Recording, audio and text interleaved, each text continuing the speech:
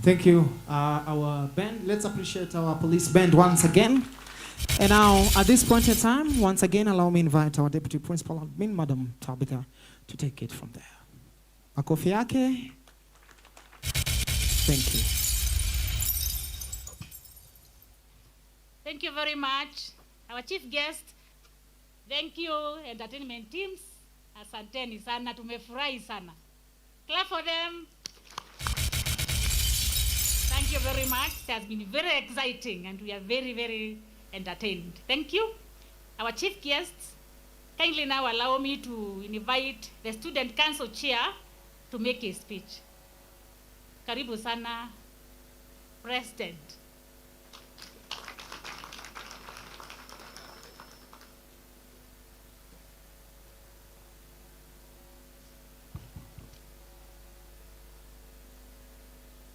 Our chief guest, distinguished guests, graduates, ladies and gentlemen, good morning.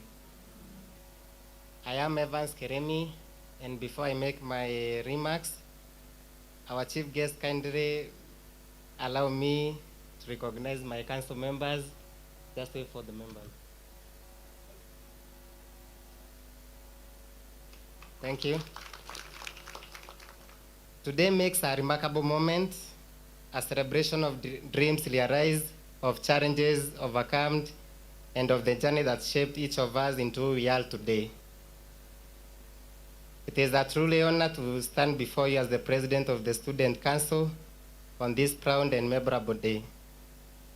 Graduation is not just the end of the chapter, it is the beginning of the bold new story. Each one of us alive here with different dreams, different struggles, and different hopes.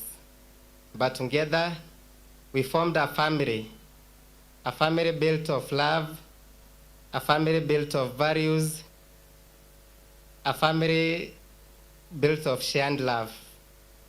And late night of study, victory won and lesson learned both inside and outside the classroom. Fellow graduates, today we walk out with more than certificate. We walk out with a responsibility to take the skill, values, and knowledge we have gained and use them to change the world for the better. Let us be a generation that dares to dream bigger, to lead with integrity, and to uplift others as we climb. There will be challenges that end. Life may sometimes knock us down, but remember, the same strength that brought you to this day lives within you. Never underestimate your ability to rise again, to reinvent yourself, and to keep pushing forward.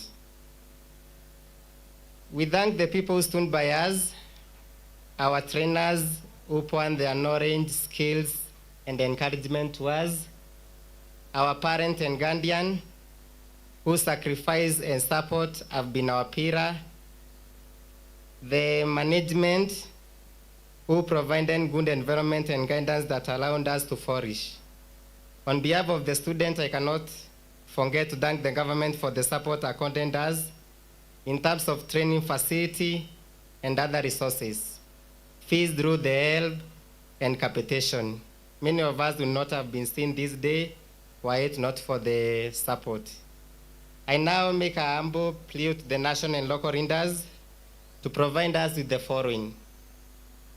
To tarmac the road connecting the institution, these roads are impassable during the rainy season.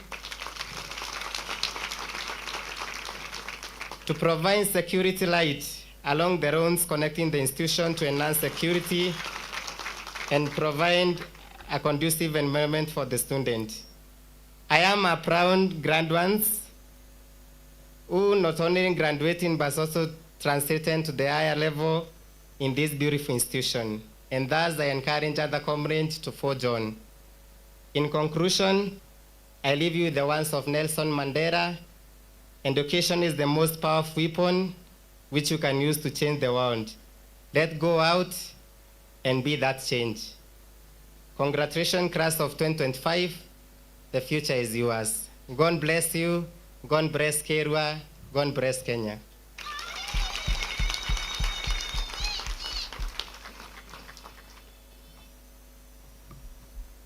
you very much, our president.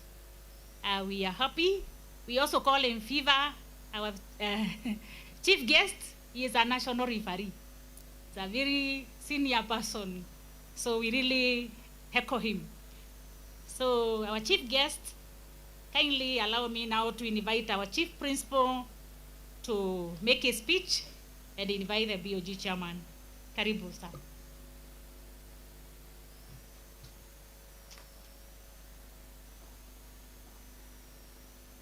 Thank you.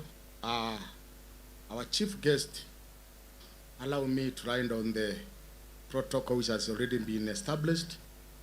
But also, sir, I request that before I make my speech, I can see I have colleagues here who have come to celebrate with us. Allow me to introduce them. Kati principals, the representative, please kindly, you can come here, and let us introduce you very quickly, your name and your institution, so that our chief guest can see. When we say Kati is a family, it is true family. Yes, good morning, everyone. Good morning,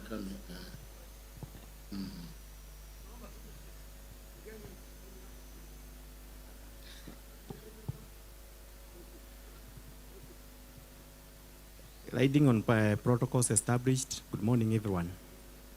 I'm Gatia Simon, Principal, Laikipia East Technical Vocational College, Laikipia County. Congratulations, Kiirua. My name is Ruth Reuter, Principal, Kieni TVC in Nyeri, and I'm the Chair, Kati, Mount Kenya West. Congratulations, Kiirua. Guest of honor, sir, I'm Masi Kiremi, Principal, Mitungu National Polytechnic. Graduates, congratulations. Good morning, everyone.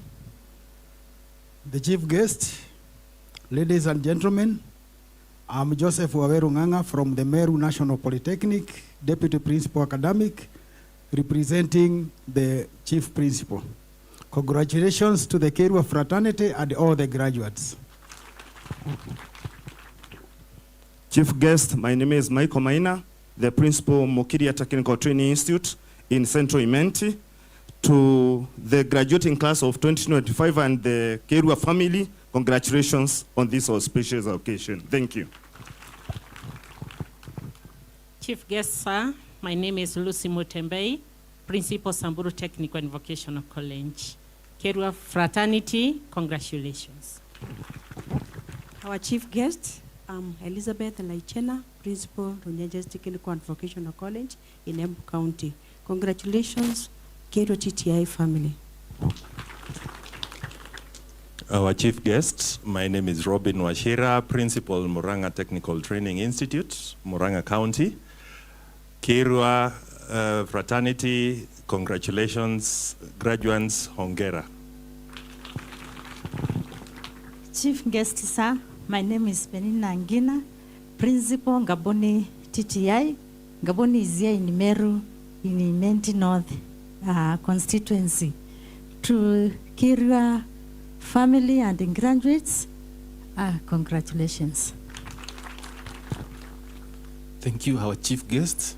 I'm Gregory Murithi, the Principal, Igembe South TVC. Congratulations, Kiirua Technical, for your great day.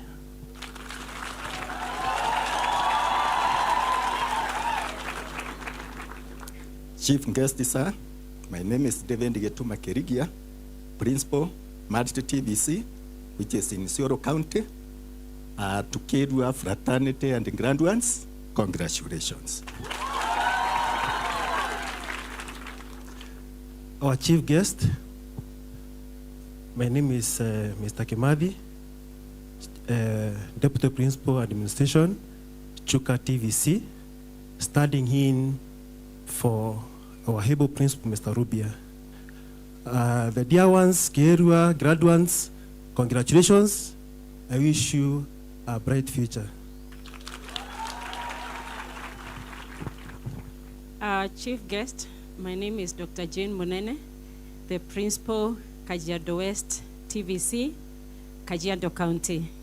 But born and brought up in this county, in this village. Thank you for taking care of our people. Asanteni sana. The chief guest, Madam Cecilia Mongera, Principal, Cairo Technical and Vocational College in Igembe North Constituency.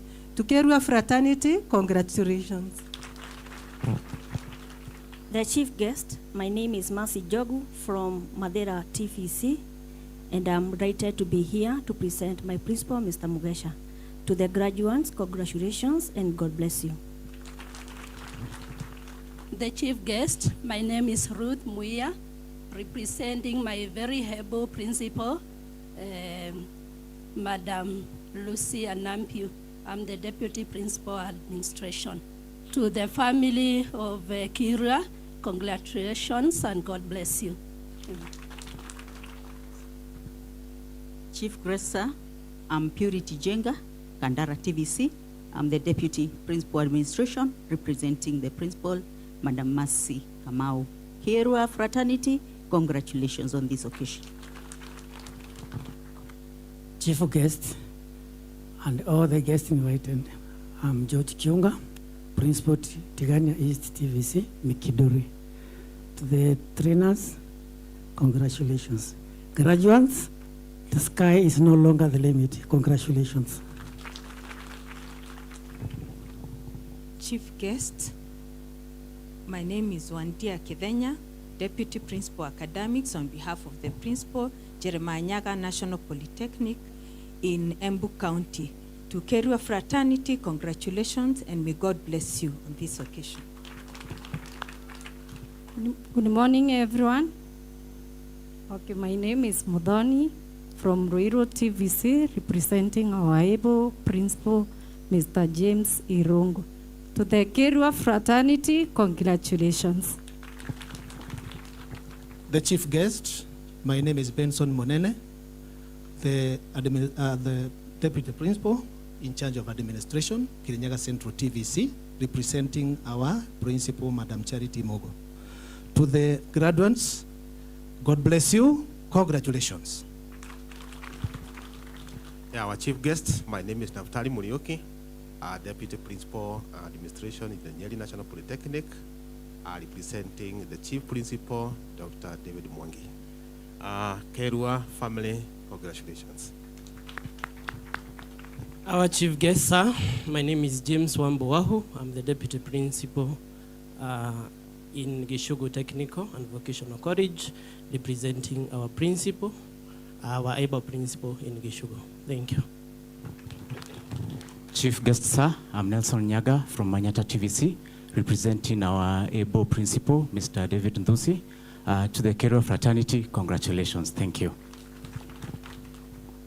Our chief guests, my name is Robert Githinji, representing Madam Agnes Gachenge from Kinangop Technical and Vocational Training Center, training.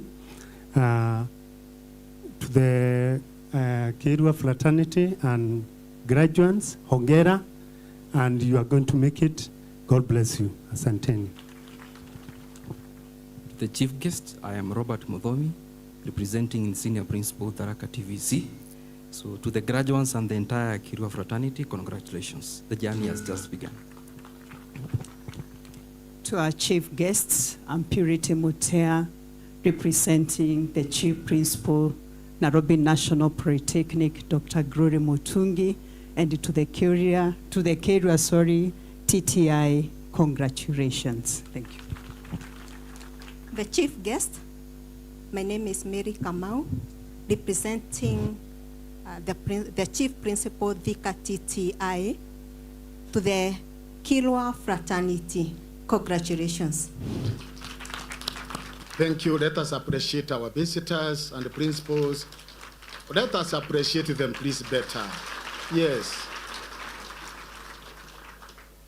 You know, it takes strength for a friend to stop what he or she was doing to come and be with you. It is not an easy thing, but I know this is a sacrifice that made. Our chief guest, allow me also to recognize a gentleman here, Mr. Ture. Where are you? Why are you not introducing yourself? But you are. Yes, just. Habari zenu. Mzuri. Mimi naitwa Ture Boru. Mimi ni principal ujuzi Manyatani. Yes. It's a mobile vocational training. So I am principal everywhere. Yes. Thank you. Our chief guest, this is a gentleman who telling you is the one who came with a challenge on how we can reach the forgotten men and women in northern frontier. He came with a proposal, we adopted it, and he can tell you the success story. Through Juicy Manyatani, I call him my principal, because he's the one who has been coordinating everything, and that's why I thought, please, you have to come, because you are part of our growth. That is a gentleman. Thank you. I also want to allow me to recognize our partners, our chief guest. You know, we cannot be where we are without partners. I want to, do we have our marketers around? Marketers are there. Is there one of you who is there? Our chief guest, we have been getting, where we say milk up? Thank you. Okay, please. Check. Thank you, my colleague principal, the principal of the Great Kiirua Technical Training Institute, our chief guests, the distinguished guests, our graduates. Good morning. Good morning. Oh, God is good. My name is Anne Bogo, the chief principal of the Michuki National Polytechnic, and today I am humbled to stand here to represent the National Chair Kati, Dr. Mwangi, and also to represent the principals in a word to say that our chief guest, I was once here as a principal in the year 2019-2020, and I am glad to see that this institution has not stopped soaring high. Thank you for the principals that have come after me for continuing to keep the legacy. As I stand here today, our chief guest, I would want to echo the gratitude of the principals of TVET through the government support that we have seen, that now, as a TVET, in the TVET space, we are enjoying the limelight and being visible within the country, and this has led to increased access of TVET graduates in all our institutions across the country. Our chief guest, sir, allow me also to recognize the policies that you have put in place as the minister in charge of the Ministry of Education, and we sincerely appreciate the inclusivity that we are now seeing in TVET, also the diversity through the lifelong learning under the RPL policy, which is now allowing us to recognize all experiences that have been acquired in non-formal areas, and we are appealing to our parents that are here today in large numbers, and even our graduates. Please appeal to your brothers and sisters, your cousins, your uncles. Tell them to embrace the lifelong learning. Let them come to the institutions, a great one like this one, where they can be assessed even if they have acquired experience through apprenticeship, through the Juakali sector, and they will be given certificates so that they can be able to participate in the government opportunities and also be able to progress in their education. Allow me also to recognize the dual policy, our chief guest, that you have also put in place that allow us to collaborate with industries, and so that we can be able to bridge the gap that was there in the previous curriculum between the industry expectation and the classroom, and also to offer to our graduates an opportunity for experience of the industry part while they are still training. And that is what we are welcoming now. That is where the TVET space is. And I want to promise you, our chief guest, sir, that as your foot soldiers, through the principals that have spoken here and others that are seeing us through the social media platforms, that we promise to do our best in the delivery of the competence-based education and training. And our chief guest, sir, the TVET institutions are ready to welcome the CBC trainees that are coming from the secondary schools come the year 2026.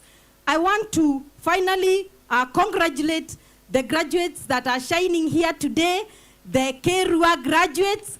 You are our ambassadors in the TVET space. Kindly, as you go out there, be job creators, engage in whatever your hands are able to do, both nationally and kazi maju. Take advantage of the opportunities that the government has opened for you. Thank you, God bless you, and God do you well. God bless TVET, God bless Kenya, and long live the Kiirua Technical Training Institute. Asante. Thank you, thank you, thank you. Our chief guest, that is the voice of the chair. I know he's out of the country, and thank you for being represented by Anne. I was saying our chief guest, the growth we have seen, we have worked through, people we call marketers. Are they here? Anyone, any marketer, stand up? Yes, please. Let us appreciate her. Anyone else? Anybody else? Yeah, thank you. Our chief guest, these are our foot soldiers in the rural. That's why we have students all over, from Bakweni, Masai, Turkana. We have students. In fact, next week we shall be picking some from Bomet. And this is great. This is the people who are selling us out there, sir. So that's good to recognize them. I wanted to recognize our bankers, if they are here, Equity, KCB, Cooperative Bank. Are we represented? Okay, if they're not there, thank you. I also now finally want to recognize our staff, both the teaching and non-teaching. Please stand up wherever you are. All the staff of Kiirua Technical, muko wapi? Wote musimame, both, yeah, our chief guests. These are the troops who have produced this product you are seeing here today. Thank you very much, and God bless you for that. Now, it takes with me great joy and pride that I extend my heartfelt congratulations to the graduating class of 2025. Today marks a significant milestone in your journey to success, a moment to celebrate your dedication, consistency, persistence, and achievements. Your success is a testament to your resilience and commitment to excellence. Our chief guest, Kiirua Technical Training Institute, continue to stand at the forefront of TVET education, fostering the culture of innovation, skills development, and readiness for industry. Over the last 3 years, we have witnessed a remarkable growth, including exponential increase of students population from 640 to the current 5,200 students. This has, our chief guest, this has put a lot of pressure to both infrastructure, transport, and the trainers. The institute has a shortfall of 77 trainers, and the board is putting a lot of resources to bridge the gap. Currently, the institute has only 46 public service employed trainers, and you can see now the 77 are put up by the board. So, sir, my humble request is that because of what we experience in growth, it's my prayer that in the next recruitment, please look at us in a more way, because you can see if we can save the salary for the 77, I'm sure we shall do marvelous. But one thing is that we agree with the board that we are not letting in the lesson go untaught. That's why we have been able to bring in all this. Also, our chief guest has also brought a lot of pressure to our transport. You see, you have only one bus, and every day it is on the loan to take the student to the industry so that he can acquire more skills. But I'm happy, as Mheshimiwa has promised one. So let us appreciate our Mheshimiwa here. He is pushing one. But also our chief guest, if you meet the one on the street of Nairobi, you know, normally they appear, please. You can say Kiirua is there. they have a population which needs, actually we need 3 to 4 buses so that we can be able to operate optimally, but I am happy. So I know they are normally there. So please look at us and tutafutie kamoja huko. Tutasema kweli our CS was here and didn't so. Thank you. We have also been able to complete the stored buildings, the building which are stored for 12 years, as I was mentioning you, sir. They are now constructing another modern one, the just building below us here. Actually, our chief guest, this is from the savings. We haven't gotten any money from anywhere. It is the savings from what we receive from our from the school fees. I'm very happy to have on board who are focused, and we reason and see what can we do. So instead of just the retro we got in the fees, this is what we are using the last financial year. This is what we are doing there. But also it is really, we want to put up a 6-story building. That is the 4th floor, and we want to do 2 more. But the finances, sir, have just dwindled. So we are requesting you, if you can look at that. We shall bring a proposal for the balance. I'm told from the public service, public works, it requires around 20 million that's required to do what, because we want to do a beautiful building. This being an institution which is training in building and civil engineering, we can't afford it to just to do anything. I'm sure you have seen our what we are doing because of that. They are really guiding us. Thank you, sir. We have also, apart from the building you're putting in, sir, for rooms and workshop ongoing, we have also been able to make our Timau campus operate. So when we came in, we were given a campus, a meta campus in Timau, which was not working. It was just a building which was done, but we were given. But through the support of the Mheshimiwa here, we agreed at the board to make it work. So currently we have a campus in Timausa, where we are training our agriculture students. And already we have also been able to enter into partnership with some people who want us to produce potatoes that they can buy. So we have already signed the MOU, which we want to use the student training as also we make it generate some funds there. But I'm also once again to say thank you to Mheshimiwa, because he has told me he is going to complete that building, because it is not complete. Thank you, Mheshimiwa, for that. That is what you have been able to achieve, the Timau campus. It has 70 regular students and 190 the Ujushi Mashinani students. So you can see it is holding around 258 to students and around 12 trainers. That's the campus we are operating, and I am happy for what is happening there. The other thing, we have also been able to actualize our driving in school, sir. There was a time when we received a communication from the ministry that the training institution should have driving schools. We went ahead and we have been able to acquire one driving school truck. We have employed instructors, 2 in number, who also operate as one drivers.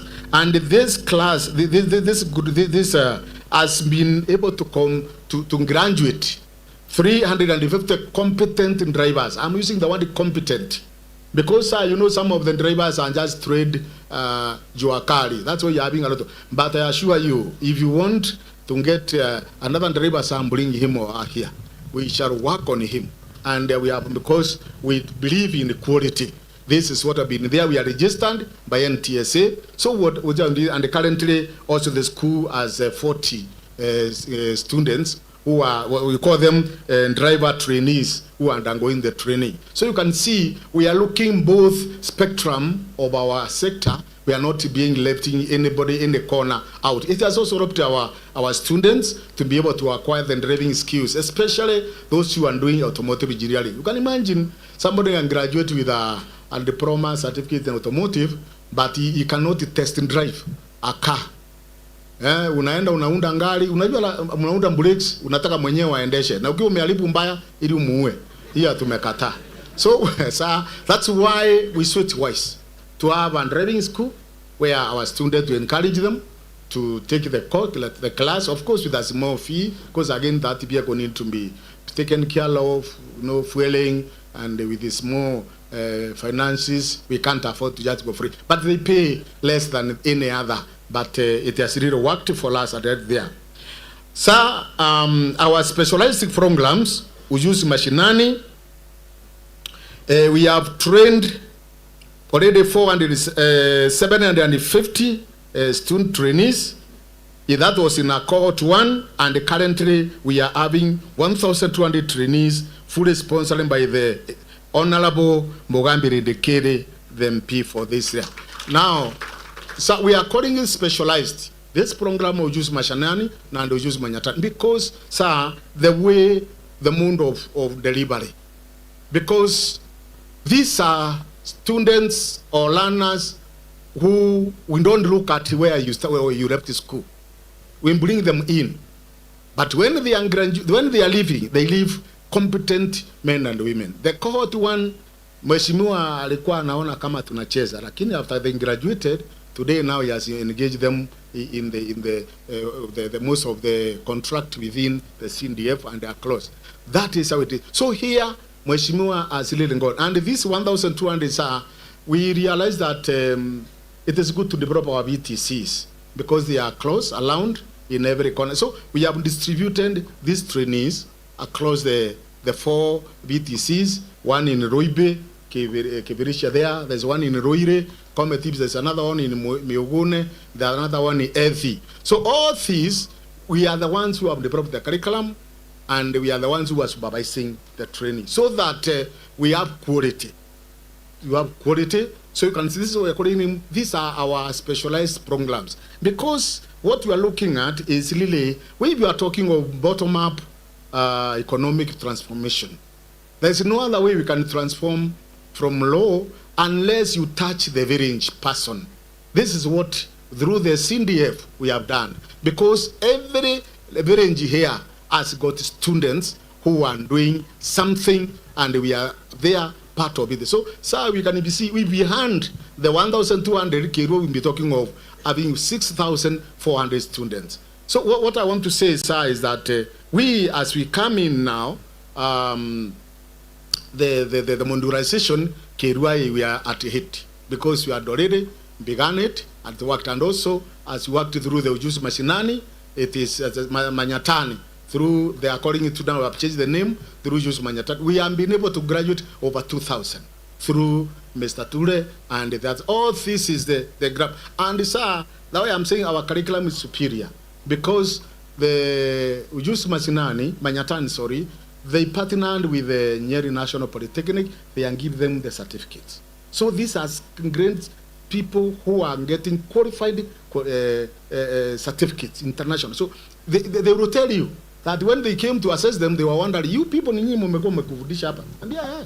So our machinani, they go with the same program. So even as you come to modularization, sir, we are at peace because we are already doing it, and we thank God for that.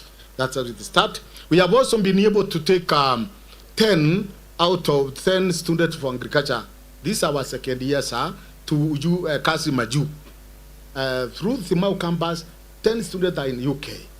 That's what we have there. Yeah, they are there already, working, and then after working, they will come back. You can see we are really trying to make sure that we add value to our trainees, because I believe that when they leave, they come from the UK, they will be better, and also have an experience of what they are able to do. So this year, sir, we are proud to send forth 800 graduates who are spiritually prepared, were equipped with different competencies that will shape industry, transform communities, and drive bottom-up economic growth. You are now, to the graduates, you are now ambassadors of Kiirua Technical Training Institute, carrying the legacy of excellence and professionalism into the world of work. As you step into the world of opportunities, I urge you to embrace long life learning, remain focused, and strive to make difference in your area of operation or specialization. Now this is, I'm talking to you graduates. The world is evolving, rapidly, and those who innovate and lead with integrity will shape their future. To our dedicated staff, thank you for your unwavering commitment in empowering our students. To the parents, guardians, and sponsors, your support has been invaluable in shaping the future of these bright young minds. Finally, graduates, congratulations. Go out there with confidence, determination, and hope, knowing that Kiirua Technical Training Institute will always be your home. Thank you, and God bless you, and God bless Kiirua. Our chief guest, that was my message, but before I leave this podium, allow me to say one thing, because it is good to be open to everything. Sir, me, all through my education, I'm been a TVET person. I was trained in a TVET secondary school. I joined Machakos Technical Secondary School back in 1981 when I was just 16 years of age. So I did handy things when I went there because there was nothing like in biology, history, CRE. Hata English tulikuwa ni ile kujitafutia na Kiswahili. So the things we were doing were handy things. Ya tulikuwa tunafundishwa na huyu alikuwa anaitwa Makau, announcer. Alikuwa anatuita Karafu kwa Kiswahili. Imagine ni mwalimu sasa anakuita Karafu. Wewe Karafu huwezi elewa. So we didn't have that opportunity, but we were there. We did what we call physics, chemistry, and technical drawing, and the engineering things we are. I took mechanical engineering, of which I went in. I proceeded, but then to cut the story up, because even after the secondary, I enjoyed Mecotech, the current Meru University. I did automotive engineering from there, Kenya School of TVET. From Kenya School of TVET, I landed in Kenya Methodist University and the other universities, because I've also done some other courses up to, in fact, some quite a number, because I did a BA in theology, a master's in theology, also and a PhD in leadership. So I've done so many things, sir. Now, why am I saying this? That now, when you see you have had 1981, I was 16 years age. How old am I now? Huh? It is good. So, sir, I want to say this, that I thank God for what I've been able to use me to achieve in life. Because there's nothing as good as when you see yourself transforming lives of the people who have been brought to you.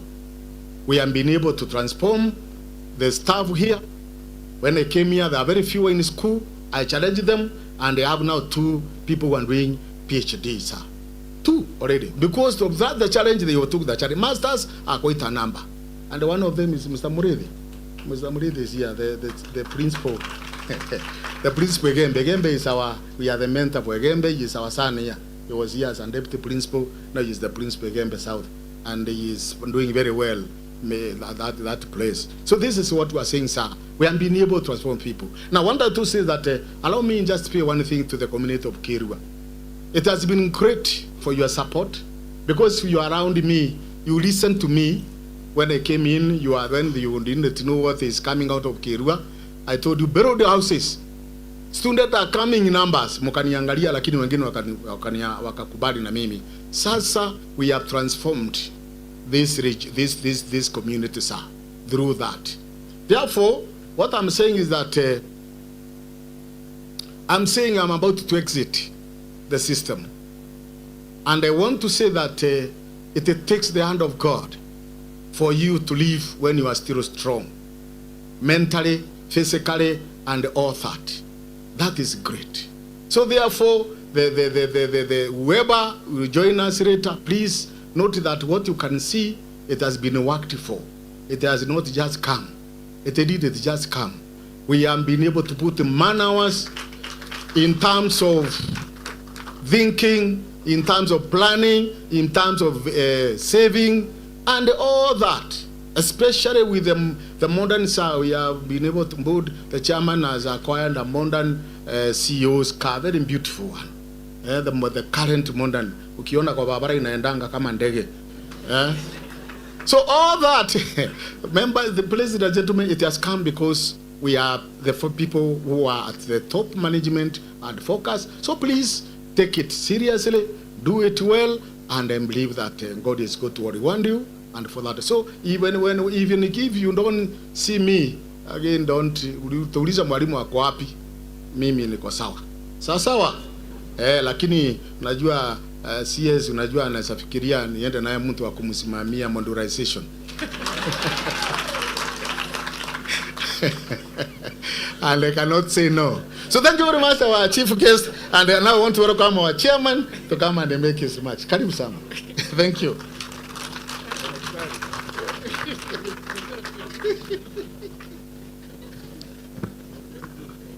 Thank you, Principal. Our chief guests, before I start, I think I want to introduce our other board members who are here present with us today.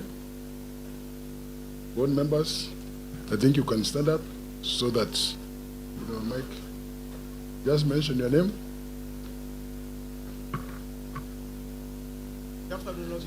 Check. The chief guest, parents, guardians, and grandparents, good afternoon. My name is Obend Mbai Nairobi, board member, Kiirua Technical. The chief guest and all protocols observed. My name is Erasmus Kithichi Muthenya, a board member. Our chief guest, all protocols observed. I am Dr. Irene Ashioya, a board member. The chief guest and all protocol observed. I'm Reverend Daniel Lila, board member. The chief guest and all protocols observed. I'm Stella Wambeti, a board member. Chief guests, all protocols observed. I am Charles Kiirua Tti, board member. The chief guest, all protocols observed.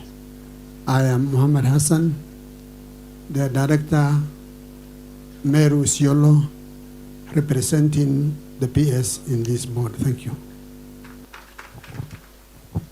Our chief guest, I'm Dr. Mbaye, the secretary to the board. Thank you.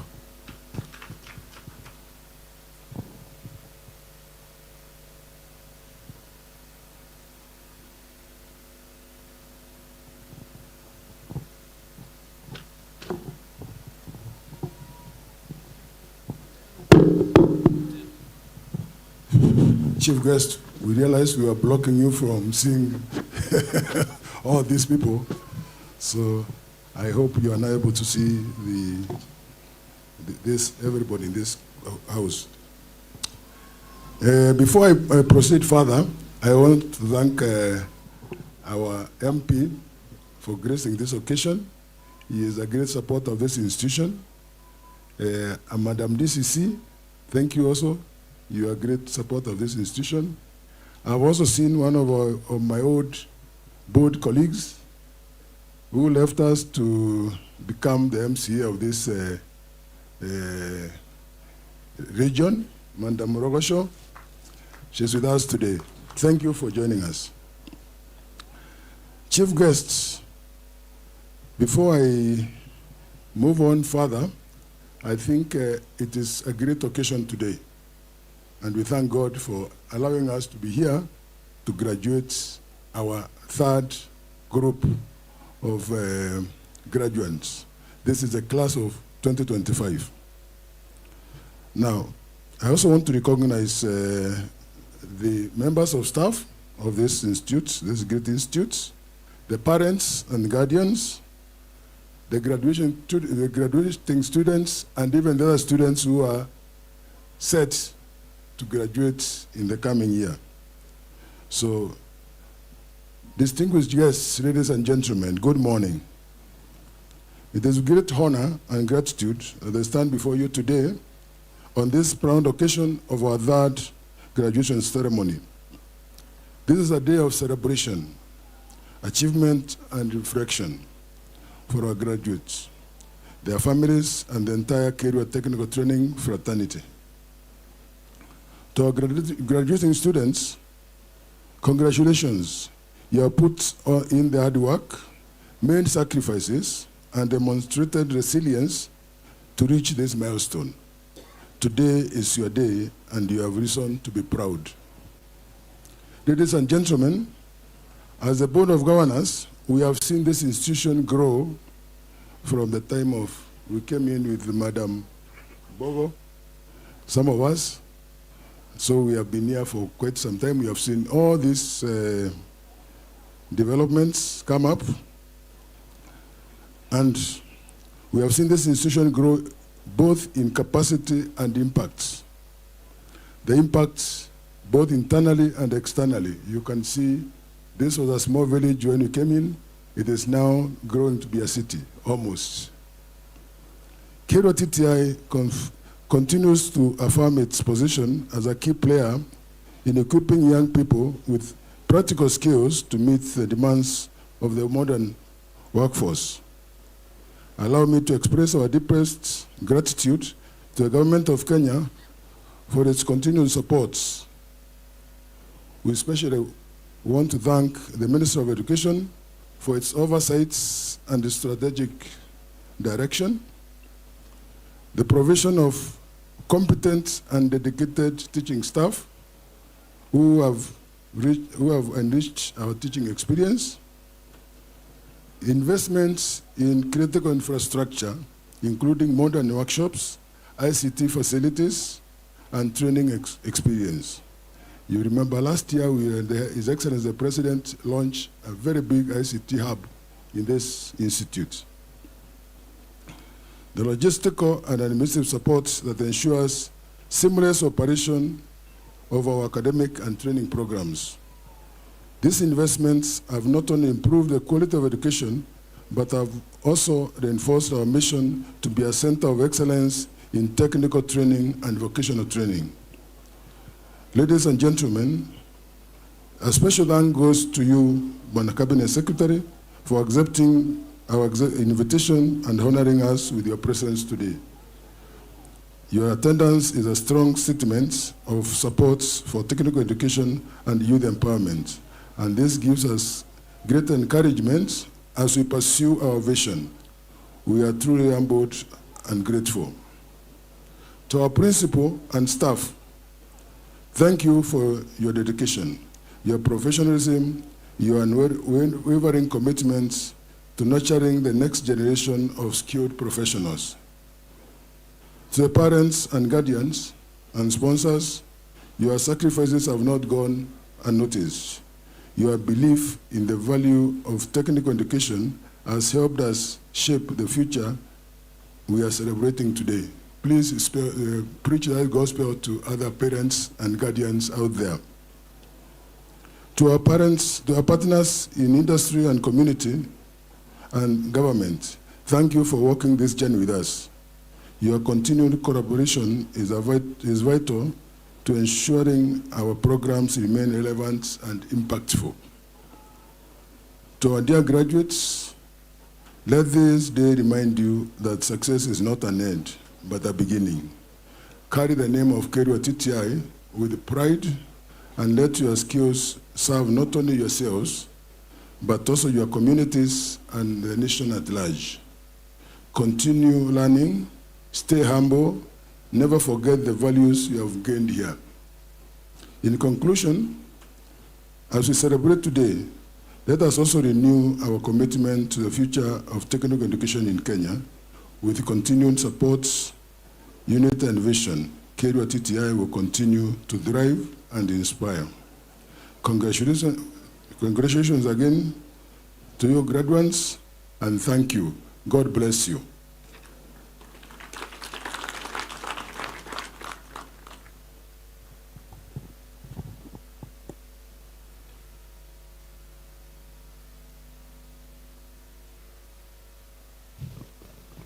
The chief guest, I now take this chance to welcome the county director to speak to us and also take over the program and invite other guests.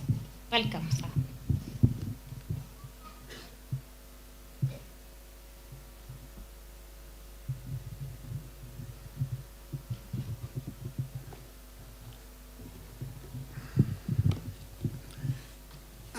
Our chief guest, the PS representative, members of the board,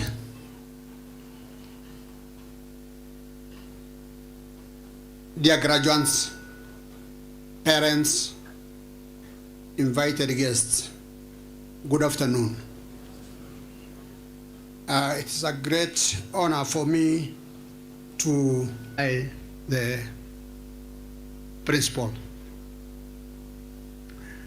We are not taking that lightly because the government agenda of ensuring that youths get skill must get community support.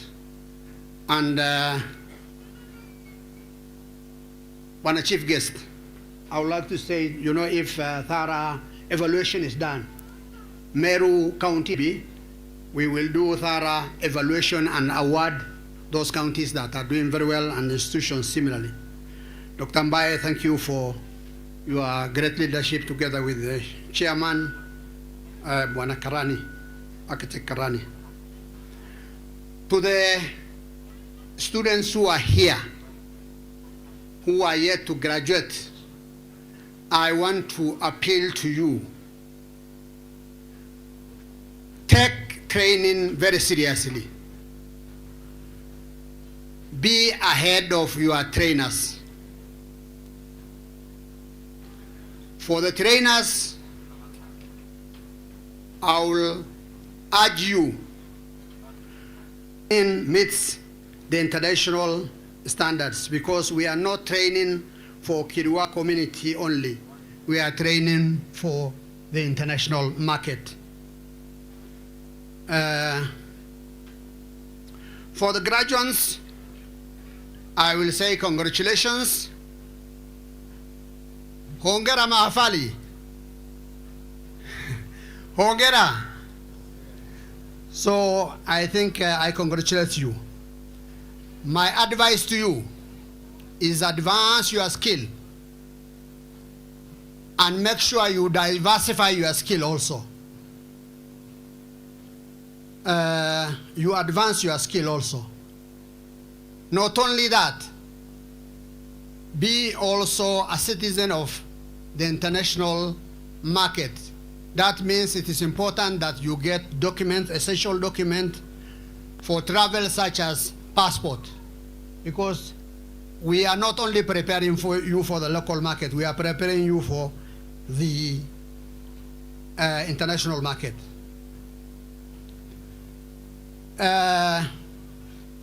Bwana CS, we are grateful, you know, since you came in, you have done a lot to increase visibility of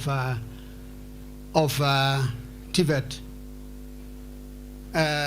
The issue of modernization of training and empowering the RPL is not a mean achievement, but my appeal to you, you know, in Kenya, you are not supposed to address your boss, but being the nomad I am, know that I have no blessing from my bosses. It is my own request. Therefore, out of the 3 state departments that are under you, we will appeal to you to dedicate 1 day in a week or slightly more to this state department so that we get full attention. The other thing is we want, you know, everything in TVET to be modernized, regulated, and standardized. And we hope that you will make sure that we will achieve that. And for the nomads like me in the whole of northern Kenya, Ujuzi Manyatani has really helped. In addition to that, there is another skill development, you know, where they say skilling for peace, which, you know, the State Department is working on through the leadership of our PS.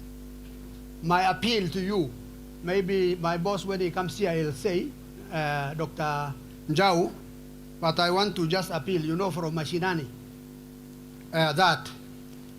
And finally, you don't get the time to address the CS every time. And when you get the chance, it is good that you tell him, you know where it is pitching you.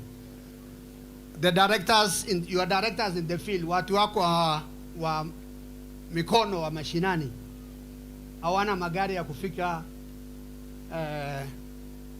vile vyuo ambao tungependa kuzikagua. And our officers are not very many. I'm sure the PS representative will share with you, give us that priority so that we can access the institutions. With that, I want to say thank you and God bless you. Now it is my honor to invite the area member of parliament, Honorable Mugambi. Karibu, Mheshimiwa.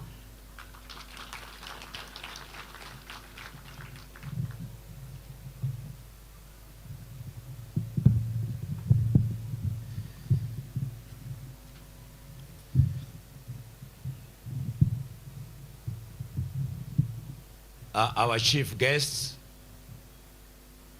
and our friend, Dr. Julius Migos, the Cabinet Secretary, Minister of Education, the principal, and the staff of this great institution, Kiirua Tti, the president of this institution, the chairman of the board of directors of this great institution, our area member of County Assembly, Madam Mologosho. I have seen Honorable Kithinji Ntuo of neighboring ward, Ruiri Rolera, our county security team led by our DCC representing the county commissioner, our graduates, parents, amjambo. Hebu nisalimie nione kama mko area. Semeni Bwana Yesu asifiwe. Asalamu alaikum. Muliega. Muliokuo. Mulio. Mwaseo. Mote batea. Hiyo ni Kisii. Lazima mjue hiyo kwa sababu CS anatoka ng'ambo ile. Kwa wale wa Meru walipotelea huko pande hiyo. Walitoka pahali inaitwa Githii hapa Ntigania West. Wakaenda huko sijui walikuwa nakatembea kwenda kutafuta fish wakakwamia hapo. Daktari karibu sana. Bori karibu sana Meru. Hapa kunaitwa Bori East ambayo inasimamiwa na Madam DCC Josephine Jenga. Pigieni makofi. Mimi nataka kushukuru sana. Wacha niongee na Kiswahili kwa sababu tuko na asasi wengi hapa na pengine nikiongea kwa lugha hawataelewa sana yanapoendelea. Mimi nataka nichukue nafasi hii niwapongeze sana walimu wa shule hii wakiongozwa na ndugu yangu Dr. Bai. Tulianzana na Mrs. Bogo. Ako wapi? Huyu ndio tulianza naye, nimeingia mbunge, huyu ndio nilikuta. Na tukaendelea, tukasonga mpaka akaenda, and I'm so happy today she's heading one of the great TVET in this country. Pigieni makofi. This institution about 3 years ago ilikuwa mbaya. Sura ilikuwa mbaya. Kweli si kweli? Sasa ile nyumba mnaona pale tulikuja hapa na bosi yangu His Excellency Dr. William Samoei Ruto.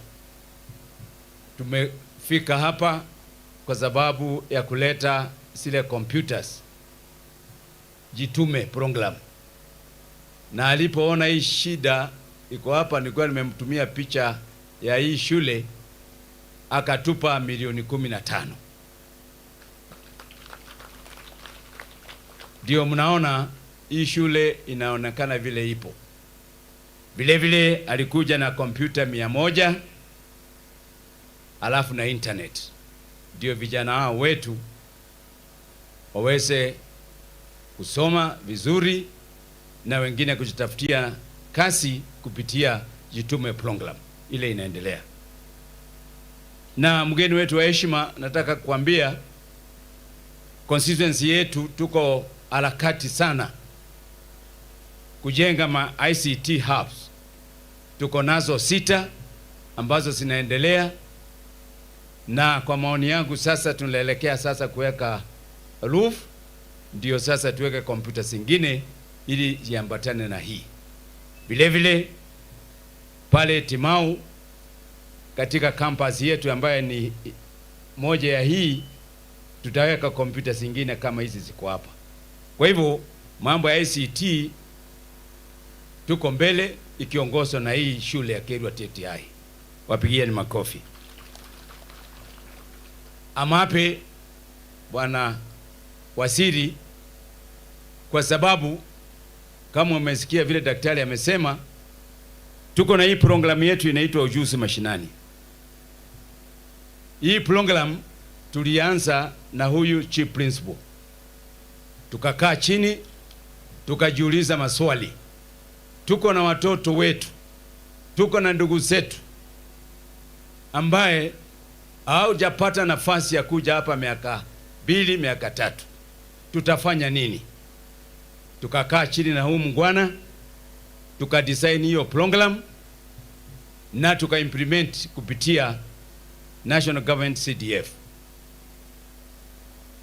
First court tulikuwa na watoto wetu 750, na sasa kama vile daktari amesema tuko na watoto 1200. Mgeni wetu wa heshima, miezi 3 ilipita, PS wako Madam MWANYA alitangaza akasema serikali iko na nia ya kuwa na program ya miezi 2, miezi 3 mpaka miezi 6.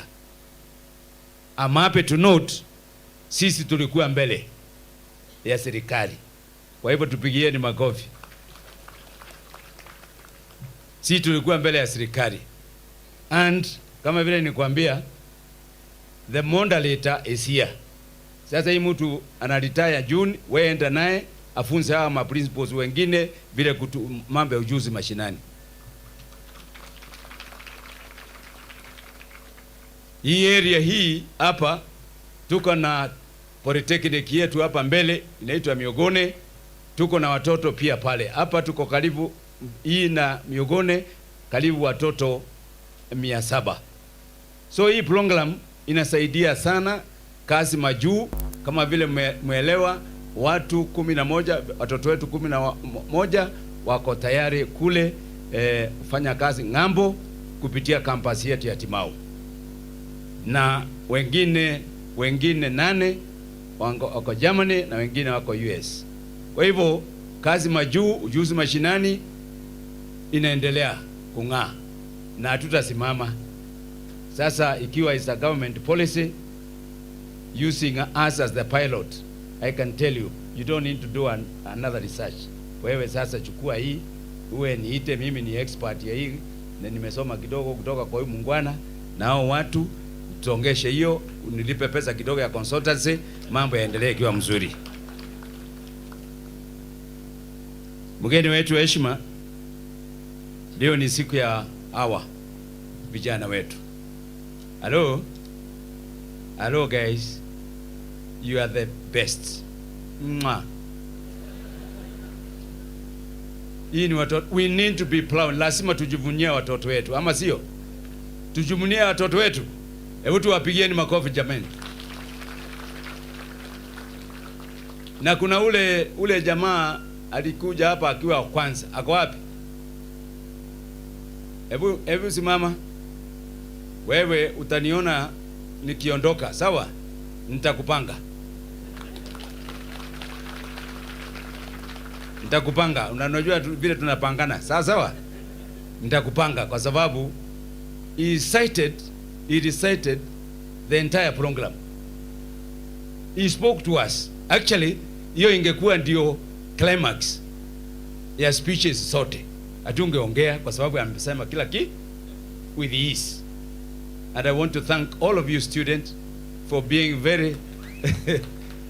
very articulate. This institution, Bwana Cabinet Secretary, I have never heard of with discipline in this institution. Kuna pale ingine unasikia kelele mingi, sijui hawa ni kutoka hapa kwenda kwa class, kutoka kwenda kwa room, kutoka kurudi lunch na mna hiyo. Hakuna kazi nyingine. That's why we are so proud of you. You are going to be the first line marketers of our institution. Jipigieni makofi. Na mimi si mnanijua. Ule tutapangana kidogo kidogo, bali tutasaidia kuanza kazi hiyo yenu. Niko area. We have Nyota program. Anybody who wanting to become self-employed, kuja tusungumze. We have just closed the first program, ingine inakuja. So hiyo Nyota program ni funding for your own success. Sawa? Tarehe 31 Bwana Bae, His Excellency the President, tutakuwa naye hapa bure tukichangia au vijana pesa ya kuanza biashara sawa. Empowerment of our youth. The 750 first cohort will be beneficiary of the money that we shall release on that first, presided over by His Excellency the President. Hapa Berisha. So we are not running away from you. Tunawatrain, tunawatafutia pesa, hata biashara ikipatikana, kazi ya CDF, wale mafudi, wana president, wewe kuja tukupatia kazi ya kujenga. Kama wewe ni mtu wa mason, kama wewe ni mtu wa kuweka stima, wewe kuja. Finally, sitaki kuongea sana. Waziri, unajua tuko na catchment area hapa. Na hii ofisi ya Dr. John, our cabinet secretary, inakuanga na kompyuta mingi sana. Sasa mimi naomba, kuna catchment shule hapa. Kuna shule inaitwa Rogetene iko hapa, ukipita hapa kidogo. Kuna shule inaitwa Meshogomone iko hapa. Kuna shule inaitwa Runkuru iko pale kwa ile miti unaona hapo chini. Kuna shule inaitwa Motiondonguri iko hapa, na kuna shule nyingine inaitwa Kanondone pia iko hapa, na nyingine inaitwa Kiirua. Those are the catchment areas. Naomba kama unaweza niongezea computer, niko na kidogo. Sasa naomba kama unaweza nipatie 20 for each of those schools. Si namna hiyo? Kwani si niombea watu wetu. Na hii mdosi akana computer pale kwa store. Si alete hapa kwetu. Sasa hiyo shule nitakupatia hiyo list. I know you are my very good friend. Hiyo tutaongea vizuri. Watoto wetu. His Excellency the President alipitia hapa. Basi yenu inatengenezwa. Unajua you have to book these buses. Sawa. Tuko na zetu 3 zinakuja za shule. Zetu 3 na moja hiyo ni Kiirua TTI. Na ni ile kubwa, si ile ndogo. Ile kubwa, si ndio? Kiirua TTI ni kubwa. Kwa hivyo lazima apatiwe ile maduong. Vile kwa hii shule, mgeni wetu wa heshima, kupitia State Department of Housing, tumeweka tayari mikakati ya kujenga nyumba unit 500 first phase, ili watoto wetu wapate accommodation mzuri. Simpigie rais makofi jameni. Na watu wa housing tayari wamefika hapa wakiandamana na Madam DCC, wakahakikisha tuko na area enough land to put up the housing. Kwa hivyo first phase ni 500 unit, alafu hiyo ingine another 500, hiyo ingine another 500, kwa sababu hii institution is growing. Mambo ya barabara, Mr. President, you don't have to remind me 3, 4, 5 times. His Excellency the President has blessed us na barabara kutoka Tutwa, Baria, kutoka hapa Kiirua, Gitimene, Kilashene, Gitimene na Gitimene Gitolo. Kwa hivyo hiyo tayari imewekwa kwa bajeti ya mwaka huu kuweka lami. Mambo yenu ya street lights, within the next 3 months as the budget is concluded, ndio tuweze kuweka mambo ya stima yenu ya street light. I'm very concerned mgeni wetu kwa sababu ya security ya watoto. So hiyo mniachie, hiyo ni kazi yangu, mtanimakia. Sawa? Si mtanimakia hapo? Ama namna gani? Nimesikia mambo ya passport. Mgeni wetu wa heshima, tuko na mikakati ya kufungua ofisi ya immigration hapa Meru. Tunaongea hata PS wako ndiye alikuwa huko. Sasa it is easier now to push for the immigration office to be opened here. Ile iko hapa, iko kule Hembu na ile ingine iko mbali kule. Sasa tumeongea na wabunge wengine, tumekubaliana tuwe na ofisi hapa immigrations, ndio hawa watu wapate passport, kazi majuu isiwaponyoke. Mimi sitaki kuongea zaidi hapo. I want to congratulate you for the successful completion of your program. We will be waiting for you there as readers. We will wait for you as mentors. We wait for you as your member of parliament. We wait for you as your father, because I'm your father. And I understand the concern of my children. I thank, nishukuru sana wasasi. Asanteni sana kwa kuleta watoto wenu hapa. Tunataka hii institution ikue. Our target, tulikuwa tumeongea na board, walikuwa na target is 3,000, sasa imefika 5,000. Our target now we have to increase it to about 10,000. So niko na kasi. Na hii miaka imebaki, Mungu akiwa mbele, hii institution will be the leading in Kenya. Watch this space. Asanteni sana. Thank you very much.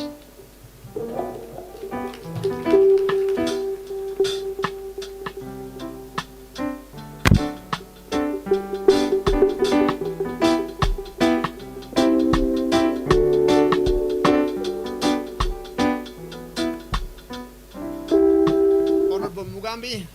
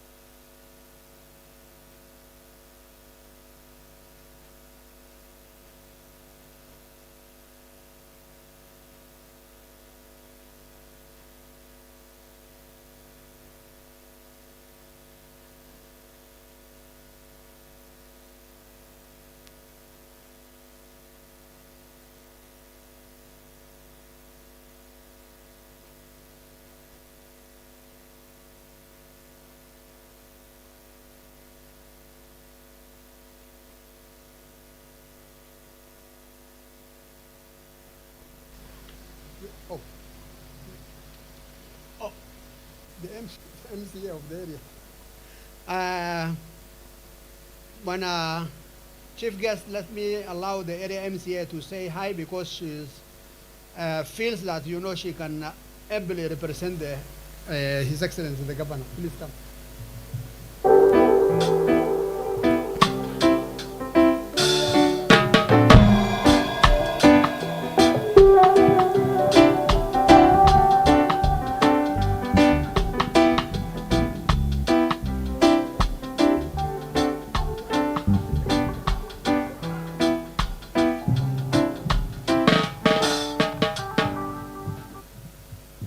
Our chief guest, all protocols observed. My name is Jennifer Makena Murogosho, the area MCA from the Meru County Assembly. That's why I felt that when I'm here, I'm able in the chief guest, we are grateful as a county for the milestone of the growth of this institution.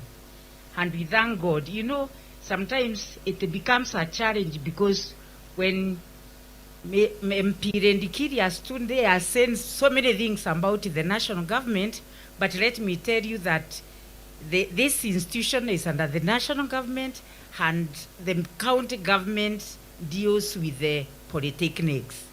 I know we have talked several with the CEO about the expansion of this area and especially the moving the polytechnic to Michogomone so that the KTTI can be able to grow. This is an assignment which is ongoing, and I'm sure very soon, actually, we were talking with the CCM Education, saying that we will visit you so that we can see the logistics of how we are going to make sure that this assignment is accomplished. What I would say is that as a county, when we give out bursaries, actually among the institutions which we feel proud of in our county are the TVET institutions, and we usually give quite a chunk of money to the peoples who are in those institutions so that they can be able to progress. Irrespective that we say that we are on about the polytechnics, we know even the ones who are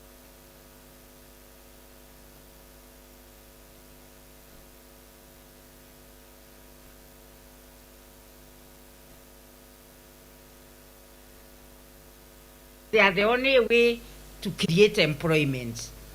Because when the graduates look forward for the white collar jobs, they are not there.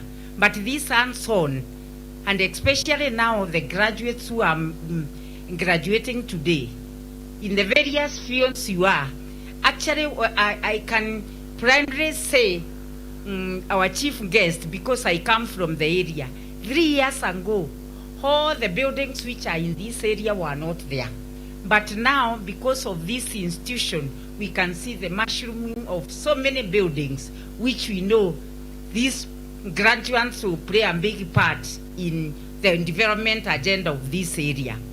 As a county, we support whatever is being done in this institution, and we know that when people work united, both the county and the national government, that is when success is achieved.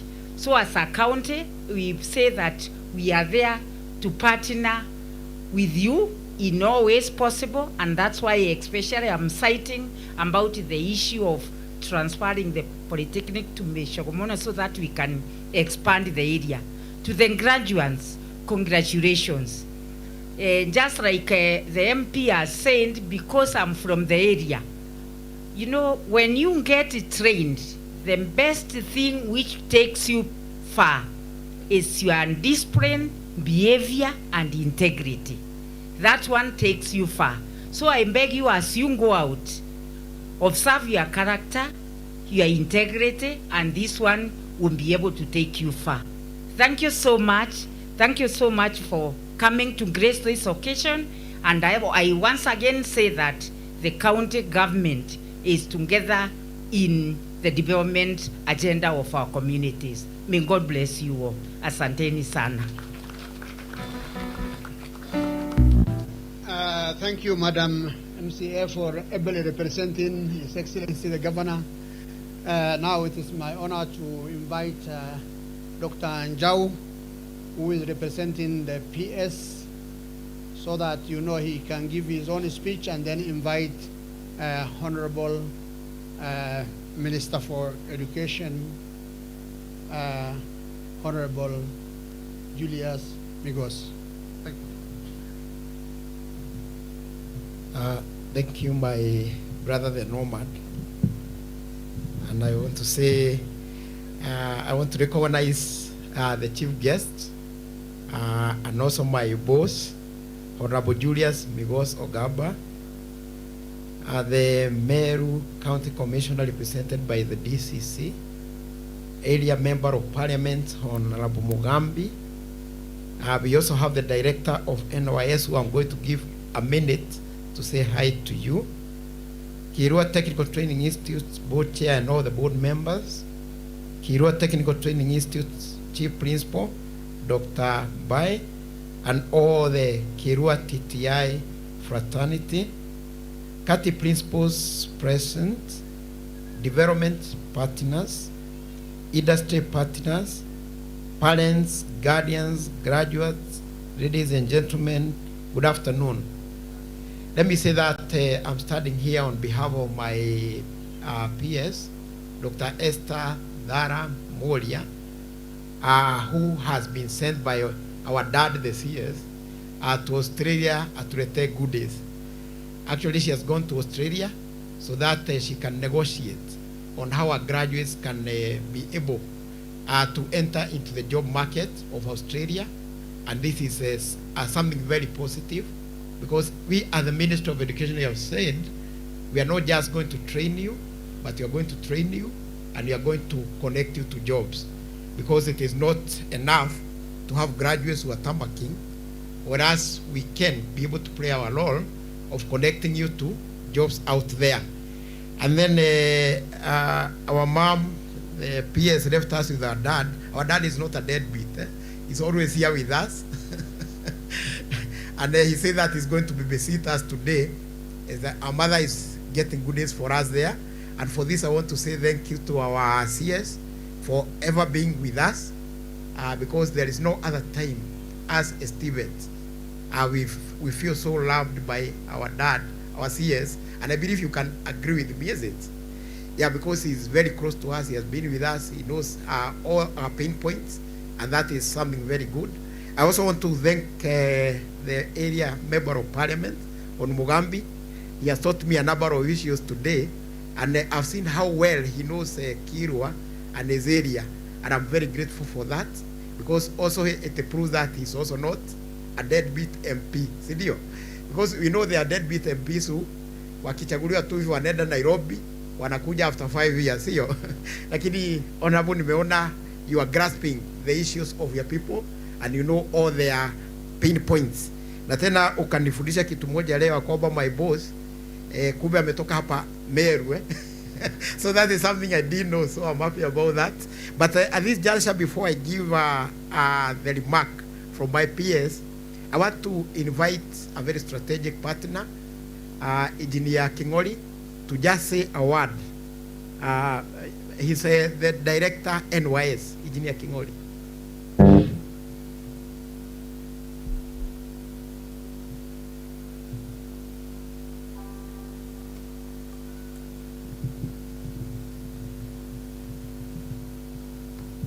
Our guest of honor, Principal Kiirua Technical Training Institute, board members, graduates, parents, CAT principals, good afternoon. My name is Peter King'ori, representing our Commandant General, Mr. James Tebul. And I want to mention to you, sir, that at Kiirua we have sponsored 269 trainees in this institution, which forms part of 11,000 trainees that NYS is sponsoring in TVET institutions. That number is about to grow in September when we are having our next intake. And what we are requesting is cooperation between the two arms, because we are co-partners in the TVET sector. Thank you very much. Thank you so much, Engineer King'ori. He has been a very strategic help to us, because all those NYS trainees who are amongst us, they are here thanks to him and NYS. So I just want to bring you the greetings from my peers and a word of congratulations. And here I want to read her statement to you this morning. And let me begin by congratulating the 800 graduates of Kiirua Technical Training Institute for achieving this commendable milestone. Your dedication, resilience, and commitment has brought you to this proud day. You have emerged victorious, equipped with knowledge, skills, and attitude that will serve both you and this nation for many years to come. Secondly, let me congratulate Kiirua Tti for spearheading technical training in this constituency and beyond, even to being a key partner in the implementation of Juzi Manyatani initiative. Congratulations for holding your third graduation ceremony and the milestones the institution has been able to achieve up to now are commendable. As Kiirua Technical Training Institute celebrates its third graduation ceremony, the country is experiencing technological changes brought about by the fourth industrial revolution. To ensure that TVET institutions stay abreast with these technological changes in order to produce graduates who are tech savvy, the State Department for TVET has partnered with Huawei to establish Huawei academies in TVET institutions, as well as established Jitume labs in TVET institutions to ensure that TVET trainees are equipped with the technological skills. As we celebrate the third graduation ceremony of Kiirua Technical Training Institute, the State Department for TVET is rolling out the implementation of the modularized curricula across all TVET institutions, which introduces flexible training programs designed to reduce the costs and duration of training, thereby enhancing efficiency and sustainability. I urge the management of Kiirua Tti to ensure that the modularized curricula is fully implemented in this institution, particularly paying attention to the fact that Kiirua has already started that journey. To the 800 graduates of Kiirua Tti, today marks not the end, but the beginning. As you step out of this great institution, I urge you to embody the TVET spirit, which is to create, not just consume, to solve, not just identify problems, to lead, not just to follow. Be the generation that transforms communities through innovation, integrity, and industry. Our country needs skilled minds and capable hands like yours. The future belongs to those who are bold enough to shape it. Let your skills be your strength. Let your character be your compass. Congratulations and God bless you all. Thank you. Now at this juncture, I want to invite the Deputy County Commissioner representing the County Commissioner to come and give us a word, and also invite our chief guest to address this congregation. Welcome.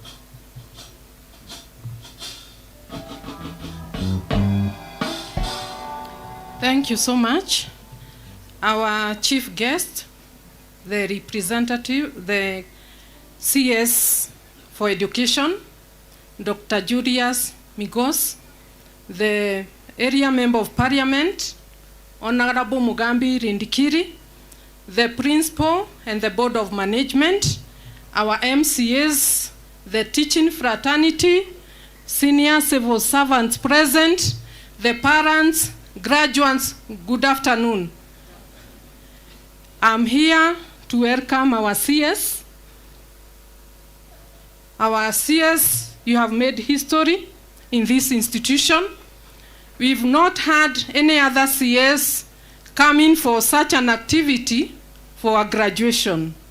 This being our third graduation, we've not had officers of your caliber, so we are very grateful. Naomba tumpigie makofi. Secondly, I want to appreciate your ministry, the national government, for the good work in the grade 9 classrooms. In our sub-county, we never had any challenge of the grade 9 classroom. You are seeing it on the television, and in this sub-county, we are very grateful that the Ministry of Education has invested a lot and no school in our sub-county has a problem of the grade 9. So we are very, very grateful. Recently, your ministry employed more teachers in our school, and we are very proud of that, and we are hoping this is going to assist so much in the improvement of our education institutions. And finally, before I invite you, I want to appreciate the principal and the management of this institution. When I reported in this sub-county, this institution, you could confuse it for a museum. It had very old building, not painted, but now we are very happy because of the progress that we have seen. So if we keep up the same, this institution is going to attract more people to come and join us in this institution.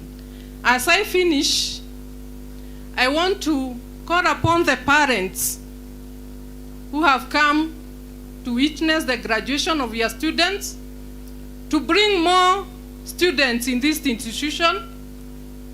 This institution has very good products that we have seen. We have seen them bake very good cakes and breads. We have seen them construct very firm buildings. So parents, kindly bring more students in this institution. Our graduates, to you, congratulations. I finish by saying, nowadays, you look for opportunities. It is not the opportunities that look for you. So don't just sit at home and wait for an opportunity. It is you to pursue the opportunity. And now, I have the honor and privilege to invite our CS, Dr. Julius Migos. I request we be all upstanding. I want us to welcome him with very welcoming clap for him. So I want you to observe me, and then we can do that as we welcome him. I want us to clap 1, 2, 3. Then we do 1, 2, 3. Then we stamp our feet 1, 2, 3. Because he has done us well by coming to us. So can we start? 1, 2, 3.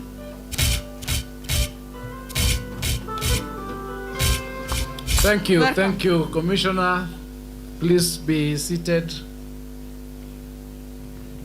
The Meru County Commissioner, represented here by the DCC, our area member of parliament, my friend Honorable Mugambi, the Kiirua Technical Training Institute Board Chair, the Kiirua Technical Training Institute Chief Principal, Dr. Mbai, the Director, NYS, Engineer Kingori, the Tti principals here present, development partners, our industry partners, parents, guardians, and graduates, ladies and gentlemen, good afternoon. Good afternoon. Bwana asifiwe. Bwana asifiwe tena. Let me start first and foremost by thanking the management and the board for inviting me to preside over this third graduation ceremony. And before I read my official speech, which I'm required to do because I'm on official duty, let me say a few things about TVET, which I think are critical because we are doing a TVET graduation. Today, you've noticed that Dr. Mbai, who is about to retire, has grabbed the opportunity to request for something without giving me the option of refusing. The graduates who are here, I want you to pick something from the way he did it. He first started saying, that he has lived in this TVET section from when he was in school up to now. And what he was simply saying is that he doesn't want to retire away from TVET. He wants to retire within the TVET, so I have a duty to get something for him. So Dr. Mbai, congratulations for making that appeal in a very strategic way that leaves us with the MP with no option but to try and see where to send you, whether you're going to join this gentleman here for Manyata Mashinani, but you'll be doing something within that sector. Congratulations. Secondly, he asked for a bus. I know the president was here and has promised one bus, but he needs more. Then did you notice the way he asked for it? That when I go to Nairobi, where there are buses, I might meet one on the road, and when I do that, please bring it to Kiirua. It is encouraging. So you can ask for you can ask for something in a manner that by the time I'm out of the gate I'll have forgotten. But the way he asked for it, every time I meet a bus in Nairobi, I am sure I'll remember Kiirua. I am sure I'll remember this issue. So the board, the students, should I meet a bus in Nairobi, I will bring it here.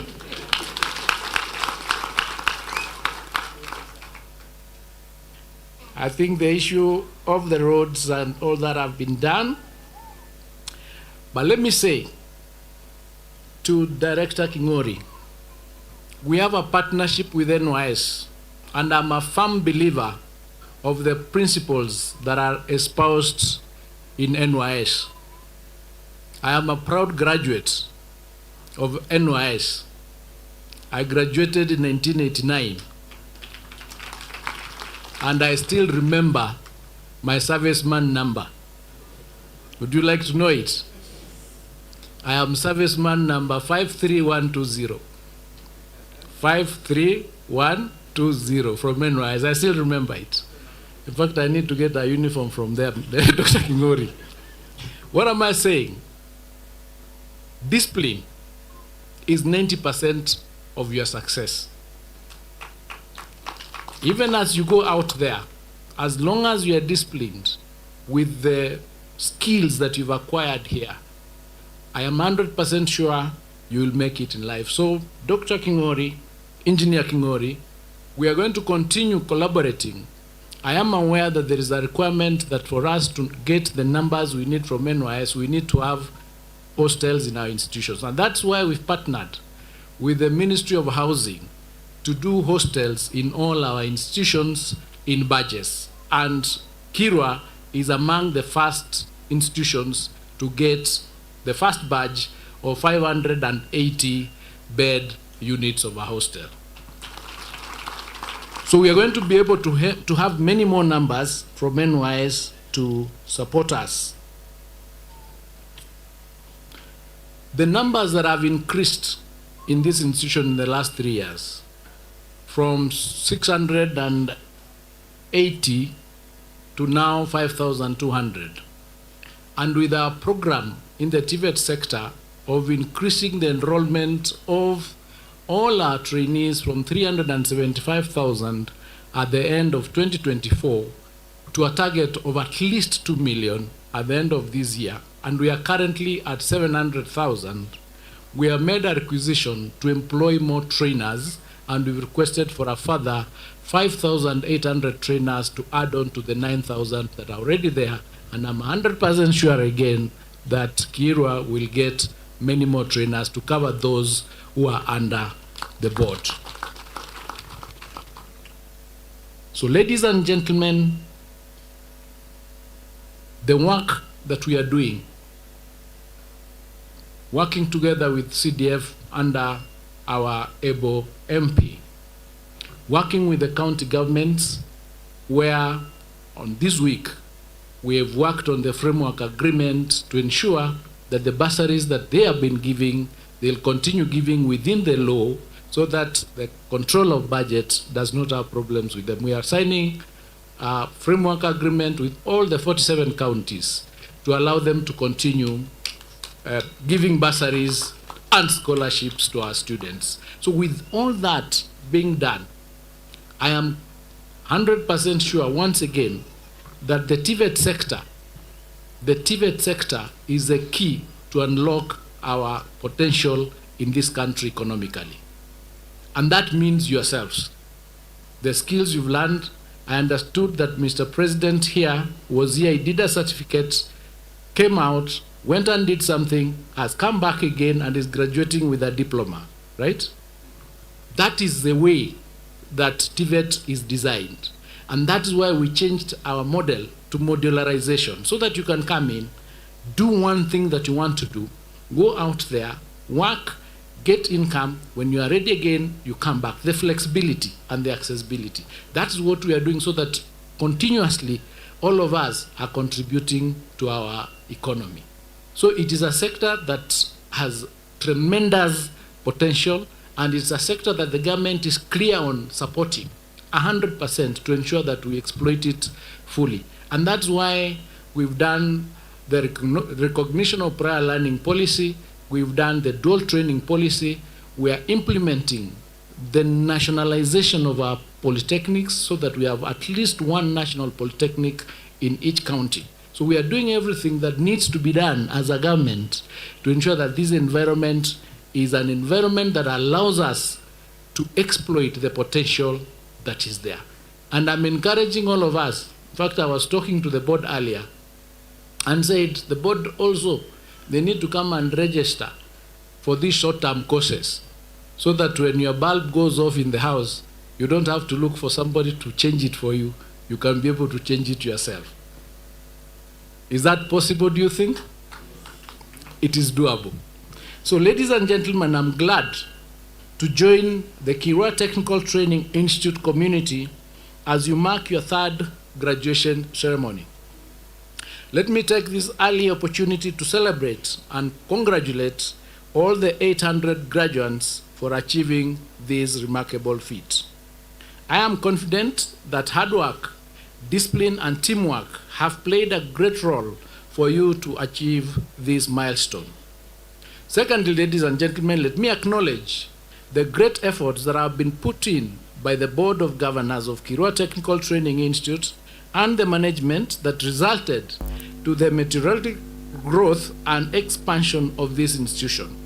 This is a reflection of intentional and deliberate leadership. And I thank you, the board and management, for ensuring that the resources you are given to do and complete the stalled projects were applied for the purposes that was needed, and that's why you have that administration block complete. And let me also at this stage confirm that once you send us the proposal, we will give you the resources to complete this particular institution. And that is simply because you've shown that once you are given, you are able to apply the resources properly, including using the savings that you've gotten from the new funding model to be able to do the buildings that are here. That kind of leadership, that kind of partnership, that kind of collaboration motivates us to look for the resources to give to you so that you can continue raising these institutions to the heights that they are required to be. Our graduates, ladies and gentlemen, deserve this celebration that marks both the culmination of a part of their academic journey and the commencement of an exciting new chapter. This ceremony reminds us that hard work, dedication, and resilience unlock limitless opportunities. Congratulations for overcoming challenges and embodying the spirit of determination that is essential for our nation's building. Please clap for yourselves. The government of Kenya is transforming the technical and vocational education and training in our country, and that is intended to ensure that the country churns out well-equipped trainees who can turn around the industrial and economic fortunes of our country. We are proud that the competency-based education and training, CBET, model is now firmly entrenched in all our TVET institutions. This model shifts the focus from knowledge-based education to hands-on, skill-based training. Our trainees are now being trained not just to pass examinations, but to also solve real-world problems, to think critically and to work confidently in diverse industry environment. As part of the TVET transformation, the government has launched and operationalized the dual training system, which ensures that trainees spend between 50 and 70% of their training time within the actual industry settings. This initiative not only sharpens their skills, but significantly boosts their employability and productivity. Further, the Ministry of Education has embarked on a journey of the modularization of the competency-based education and training curricula. Firstly, modularization enhances flexibility and accessibility. Not every trainee can afford to commit years to a full course due to financial or personal constraints. With modular approach, trainees can acquire specific industry-relevant skills in manageable segments and return later to build on them, just like what the President has done. This learn and return model supports lifelong learning and accommodates diverse trainees. Secondly, industry needs are rapidly evolving. Employers today are not just looking for qualifications, they are looking for competencies. By structuring our curricula into skill sets, we ensure that trainees gain tangible, measurable abilities that are immediately applicable in the workplace. This also allows employers to upskill or reskill their workforce efficiently. Thirdly, the government is promoting recognition of prior learning. Individuals with informal experience can be assessed for certain modules and certified without having to start training from scratch. This values all forms of learning, including those acquired outside the traditional classroom. By acknowledging, validating, and enhancing competencies gained through hands-on experience or informal training, RPL ensures that no talent is overlooked. The policy promotes inclusivity by offering workers the opportunity to formalize their skills, access better job prospects, and contribute to a more equitable labor market. Through RPL, we are empowering individuals, supporting lifelong learning, and fostering a more skilled workforce that drives national development. This approach fosters a more equitable labor market, aligning with Kenya's broader goals of social inclusion and national development. Ladies and gentlemen, in line with the government's commitment to quality and relevance in TVET, the continuous professional development policy has also been rolled out to provide structured opportunities for trainers to refresh, to upgrade, and to expand their skills. At the heart of this effort is the Kenya School of Technical and Vocational Education and Training, the Kenya School of TVET, whose mandate is to develop and deliver professional training programs for TVET trainers, for managers and leaders. The Kenya School of TVET plays a central role in implementing the CPD policy by offering competency-based training, facilitating industry attachments, and promoting innovative pedagogy aligned with emerging technologies and labor market trends. By nurturing a culture of lifelong learning and professional excellencies, the Kenya School of TVET ensures that trainers remain equipped with current knowledge, tools, and methodologies. This continuous investment in trainer development enhances quality of instruction across institutions, aligning training with industry needs and contributing directly to the creation of a skilled and competitive workforce of Kenya's socio-economic growth. I have no doubt that our graduates have been trained under a reformed, responsive, and robust education system. You are not just technically skilled, you are innovators, you are problem solvers, and future leaders. Go forth with confidence and uphold the values you have gained here, and use your skills to transform not only your lives, but also your communities and the nation. Once again, ladies and gentlemen, I congratulate you all and wish you the very best in your next chapter. Kenya is counting on you. Asanteni sana, Mungu awabariki.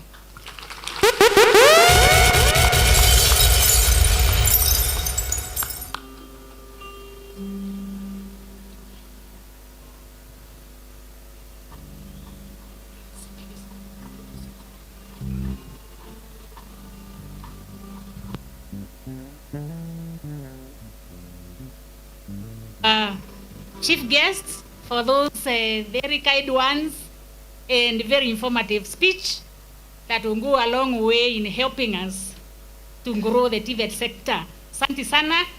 We are now at the helm of our occasion. We are going to present the awards to the graduates. And on that note, our chief guest now, I welcome Madam Elka Maina, our deputy principal academic, to present the special awards and to call upon the HODs to present the graduates for the various awards. Karibu, madam.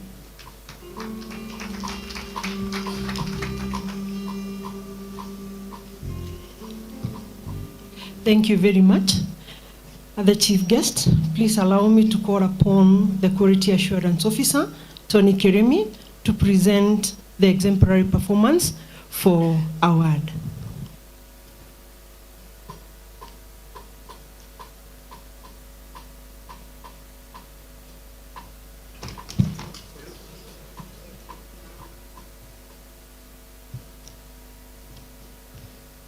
The chief guest, allow me to present the following exemplary performance for the years 2023-2024 for the awards.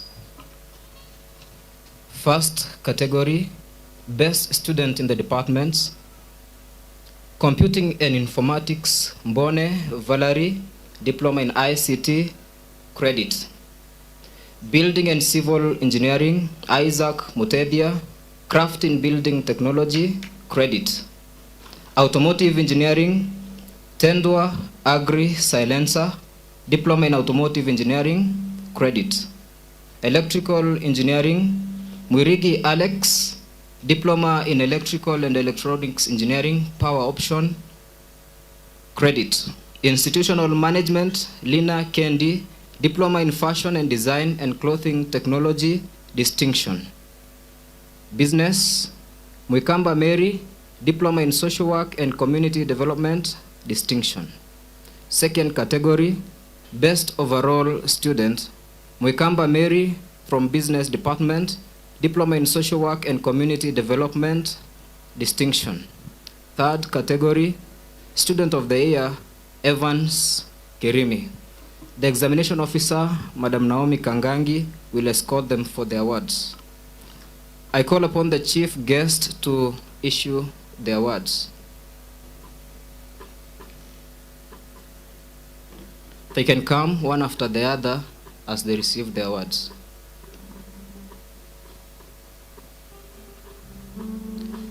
Mbone Valerie, kindly come forward.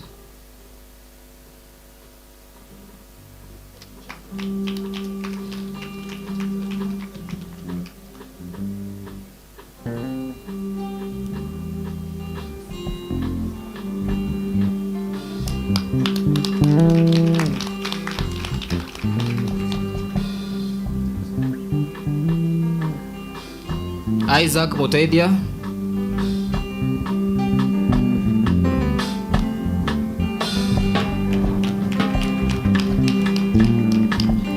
Tendwa Agri Silencer.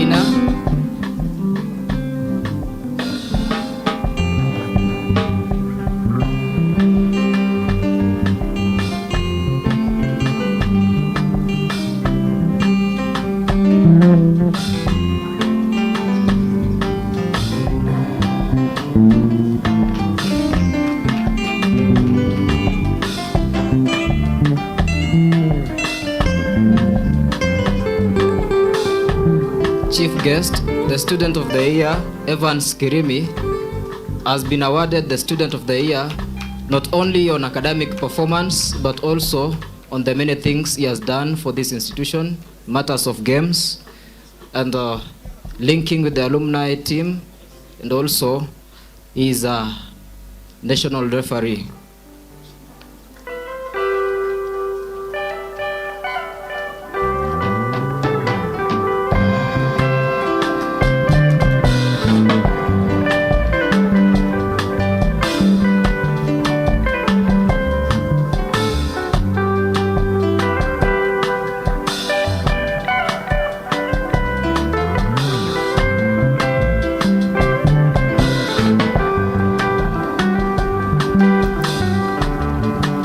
Thank you.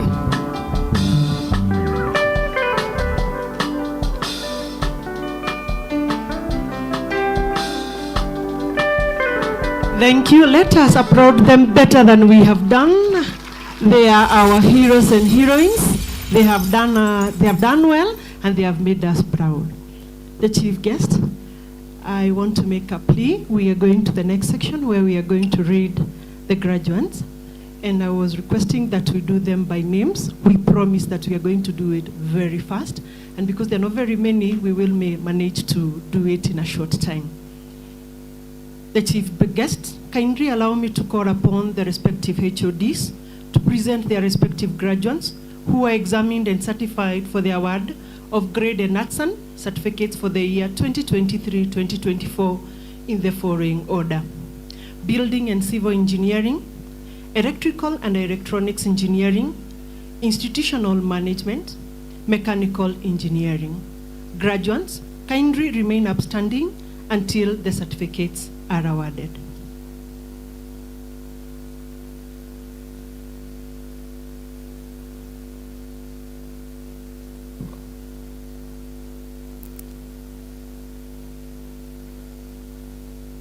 The chief guest, please allow me to present the following graduates who during the years 2023-2024 were trained, examined, and certified for the award of grade and artisan in masonry and plumbing. NITA grade 3 in plumber pipe fitter, first class, Mutuma Ian. Ordinary pass, Boniface Brian Elias Murethi Washira. NITA grade 3 in mason, ordinary pass, Isaac. NITA grade 2 in mason, ordinary pass, Isaac. Artisan in masonry, pass, Collins David, Dennis Ephanias, Gitari Martin, Gitari Samuel, Jafet, Karaoke, Karuki, Kadenge, Kenoti, Kiogora, Masharia, Mbaabu, Mutembei, Mudhoni, Mutugi, Mutwiri Alex, Mutwiri Lloyd, Mwenda, Mweti Evans, Mweti Prominas, Njeri, Phineas, Washira, Wambugu, Wanja. Artisan in plumbing, credit, Abdallah, Brenda, Clinton, Eric, Karani, Muhira, Murioki, Mwangi Alex, Mwangi Kelvin, Ngigi, Omunyala, Ouma.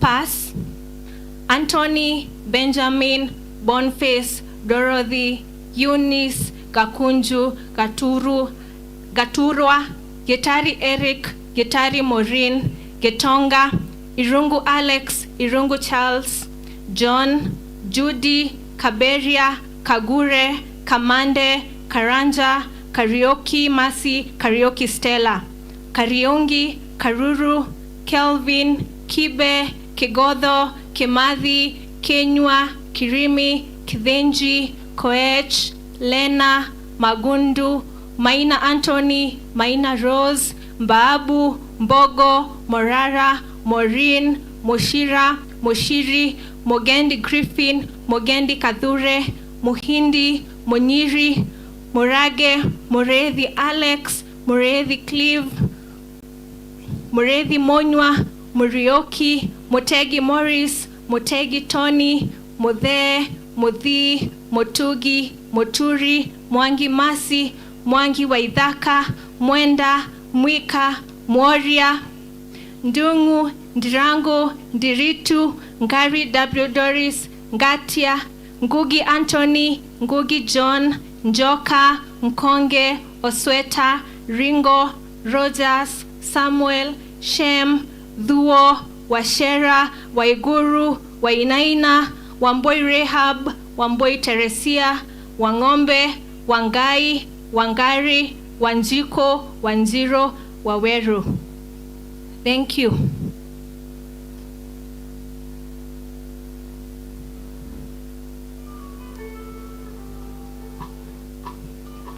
The chief guest, please allow me to present the following graduates who during the years 2023-2024 were trained, examined, and certified for the award of grade and artisan in NITA Solar Photovoltaic, grade 3, ordinary pass, Gashogi, electrical wireman, first class, Omondi George Botts, ordinary pass, Mutembei Owiti, artisan in electrical installation, pass, Bundi Gekunji, Getonga Kennedy, Getonga Moffat, Getonga pass, Mutembei Owiti, artisan in electrical installation, pass, Bundi Gekunji, Getonga Kennedy, Getonga Kamuyu, Karanja, Karemu, Karevi, Kariuki Ivan, Kariuki Paul, Kadare, Kendi, Kiago, Kibui, Kimathi Stella, Kimathi Glory, Kenyua, Kenyua Dolcas, Kenyua Charles, Kiprono, Keremi, Koimbudha, Koome, Masharia, Maina Vincent, Maina Mishak, Mayo, Madhenge, Madhugu, Mawera, Mbae, Mbaja, Mbaka, Mbaya, Mboro, Mbutu, Mireti, Mugambi, Mukaria, Munene, Munjuga, Munyere, Mureithi Isaac, Mureithi Dennis, Muremi, Mureithi, Murioki, Mutegi, Muthe, Mutugi Kelvin, Mutugi Paul, Moya, Mwangi, Mwenda, Mwirigi, Ndongo, Ngendo, Ngondi, Ngugi, Ngu, Njero, Njoroge, Safi, Samuel, Wamboi Morin, Wamboi Morin Wangeshi, Wanderi, Wangeshi, Wangoi, Wanjera. Thank you.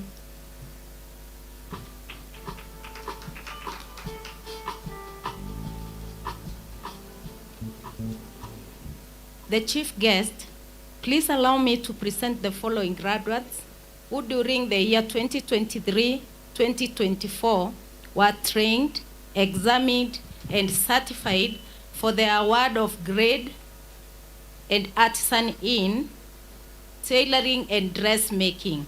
NITA grade 3, first class, Musembi Veronica. Ordinary pass, Adford, Guantai, Kamathi, Kendi, Keruke, Langat, Mugao, Muteti, Nkadha, Ntere, Okoth, Yusuf.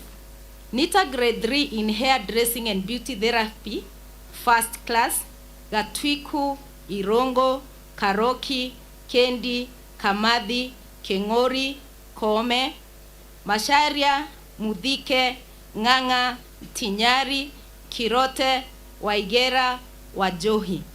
Ordinary pass, Birithia, Chege, Chepkoskei, Douglas, Gakenya, Gaki Bethi, Gaki Doris, Gaki Winifred, Gatwiku, Gatweri Emily, Gatweri Millicent, Gatweri Maureen, Isheha, Idhambo, Gethenji, Irongo, Kago, Kananu Daisy, Kananu Purity, Karambu, Karendi, Karoki, Karwitha Brenda, Karwitha Priscilla, Kadhambi Betty, Kadhambi Sharon, Kadhure, Kawera, Kendi Emily, Kendi Ivoni, Kemathi, Kinya, Kengori, Kenyua, Koome, Masharia, Maina, Makena, Mbuya, Misheni, Miriti, Mushira, Mugendi, Mugore, Mukami, Mukiri,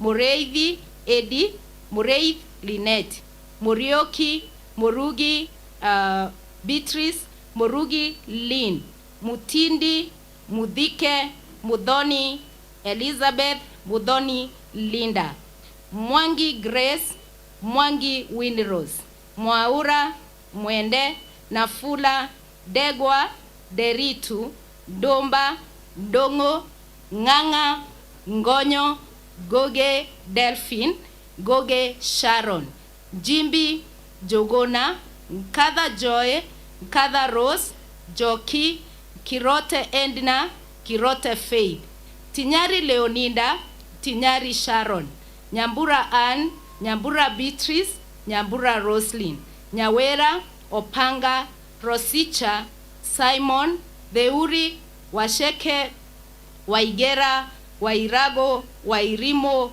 Wakio, Wamaitha, Waboi Jedida, Waboi Mary, Wamoyo Grace, Wamoyo Virginia, Wageshi Jacqueline, Wageshi Pereshinai, Wagoi Caroline, Wagoi Jane, Wagoi Julia, Wagoi Nancy, Wanja, Wajiko Fresia, Wajiko Lucy, Wajiko Pauline, Wajera Beatrice, Wajera Braka, Wajiro Hester, Wajiro Eunice, Wajiro Faith, Wajiro Jane, Wajiro Lynette, Wajiro Maureen, Wajohi, Wajogo Gladys, Wajogo Sarah, Wanyoike, Wanyoro, Wawero, Wawera, Winifred. Nita grade 2 in hairdressing and beauty therapy, first class, Gatumi, Kingaru, Makena, Mushunku, Mokiri, Guja, Wamboi, Wamoho, Wajera. Ordinary pass, Gaishomia, Kananu, Karambu, Mudhoni Christine, Mudhoni Lucy, Murangi, Mureke, Mwelu, Dungu, Duta, Nkadha, Wairimo, Wamboi Faith, Waboi Mary, Wangoi Agnes, Wangoi Sophia, Wajiko Feliciana, Wajiko Milka. Nita grade 1 in hairdressing and beauty therapy, first class, Mwenda Dennis, Kirote Leonida. Ordinary pass, Getonga, Mushira, Mudhoni. Artisan in garment making. Credit, Mugolis, Gogelea. Artisan in garment making pass, Kawera, Kenywa, Mukiri, Mudhoni, Dirango, Duo, Wakaro. Thank you.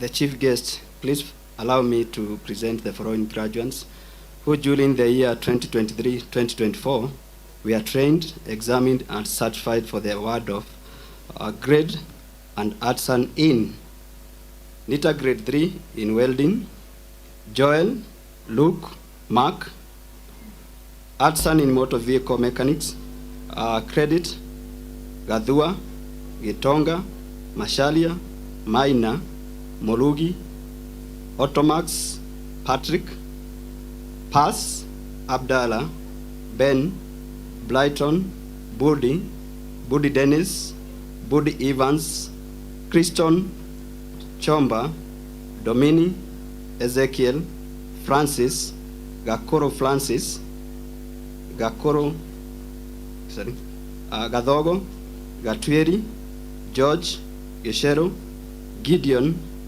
Gedeji, Getonga, Getonga John, Halon, Humphrey, Ileli, Joseph, Kabui, Kaimenyi, Kailo, Kamami, Karioki, Karoli, Kifala, Kiboi, Kimani, Kenyatta, Kidenji, Kidushi, Koski, Kulia, Kiaro, Maina Daniel, Maina Francis, Maina Joseph, Maina Peter, Mark, Martin, Madenge Jackson, Madenge Nicholas, Bae Mawela, Bae Victor, Bidhi, Buko, Meano, Michael, Midika, Mohammed, Mogo, Mulage, Evans, Mulage Samson, Mulage Thomas, Muleithi, Moligi, Muleithi James Muleithi Joseph, Mulemi, Muleithi Kelvin, Muleithi M, Muleithi Vincent, Mutati, Motero, Muthe, Mudhoni, Motugi, Motugi Joyfrey, Mutuli Brian, Mwangi, Mwangi Stephen, Mwelegi, Mwelegi Lafel, Mweti, Mweti Mollis, Dambeli, Delito, Benjamin, Delito Wanjiko, Diangui, Dilango, Nganga, Gige, Ngojiri, Edwin, Ngojiri Julius, Jage, Alex, Jage John, Jambi, Jerry, Nkonge, Nkunja, Ntwiga, Nyaga, Oliver, Onesimus, Otieno, Paul, Samuel Mudhami, Samuel Nguyo, Sifuna, Washila, Frank, Washila J, Washila Paul, Wahome, Wailimu, Wamwele, Wanjohi. Thank you.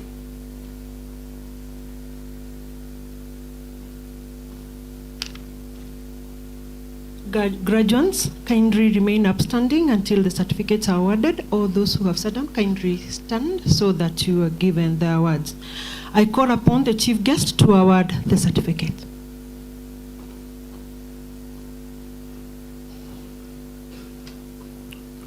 Acting on the powers given to me by the TVET Act number 29 of 2013, I award you the certificate for which you have been trained, examined, and certified. Congratulations.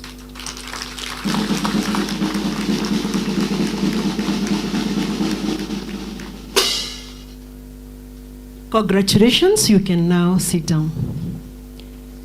The chief guest, please allow me to call upon the respective HODs to present their respective graduates who are examined and certified for the award of craft certificate for the year 2023-2024 in the following order: Building and Civil Engineering, Business Studies, Computing and Informatics, Electrical and Electronics Engineering, Institutional Management, Mechanical Engineering.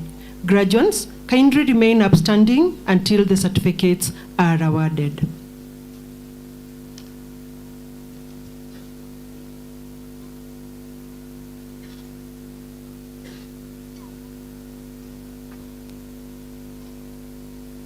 The chief guest, please allow me to present the following graduates who during the years 2023-2024 were trained, examined, and certified for the award of craft in plumbing and building technology. Craft in plumbing, credit, Barrio, Brenda, Festusan, Gatugi, Karanja, Kimathi, Kenyanjui, Kuria, Maina, Mary, Mokaria, Monene Evans, Monene Vasco, Murethi, Moremi, Morethi, Morioki Charity, Morioki Jacinta, Ngugi, Njogu, Parakusa, Patrick, Ringoine, Theuri, Wanjiku. Pass, Chris, Kinyua, Keremi, Kethenji, Morethi, Motuma, Ouma, Wadhimu. Craft in building technology, credit, Kimathi, Kiura, Kimathi, Miano, Murigi, Mwangi, Mokami, Tonui. Pass, Kimathi, Kenyanjui, Keremi, Maina, Morethi, Motugi, Mwongera, Ndiga, Ndirango, Wanziru, Wawero, Weru. Thank you.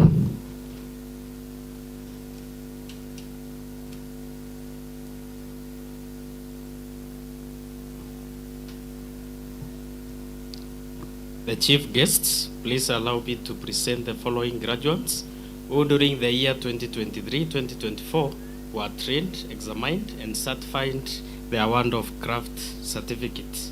Craft in supply chain management, PASS, Viongo.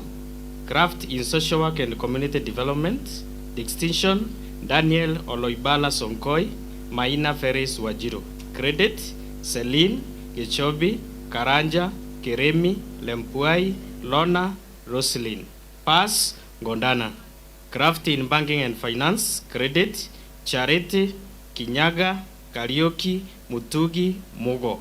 Pass, Evans, Gitare, Munene, Kibaki, Ann. Thank you.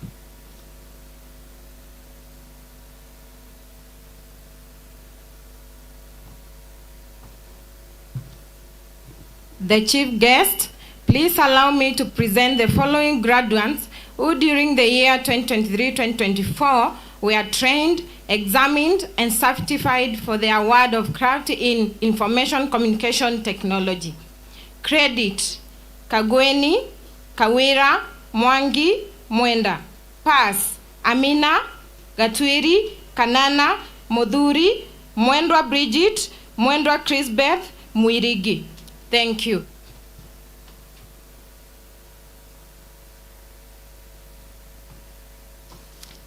The chief guest, please allow me to present the following graduates who during the years 2023-2024 were trained, examined, and certified for the award of craft in electrical and electronics engineering power option.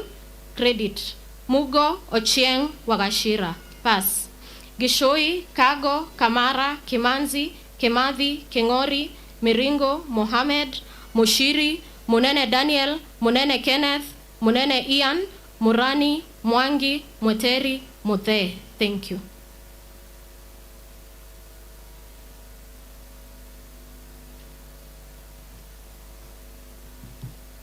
The chief guest, please allow me to present the following graduates who during the years 2023-2024 were trained, examined, and certified for the award of craft certificate.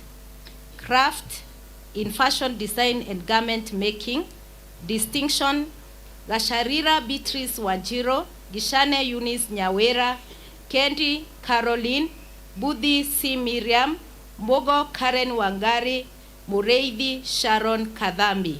Credit, Awino Idaya Getao, Kaguma, Karioki, Karori, Kimiti, Kiura, Mkoit, Mukami, Mukiri, Mumbuchi, Mureithi, Mudhoni, Mudhui, Naitore, Joroge. Pass, Gatweri, Maina, Maidhia, Mboro, Mokua, Mbogo, Mudhui, Jogu, Joro, Pisimoi, Riziki, Wanjoi, Waswa. Thank you.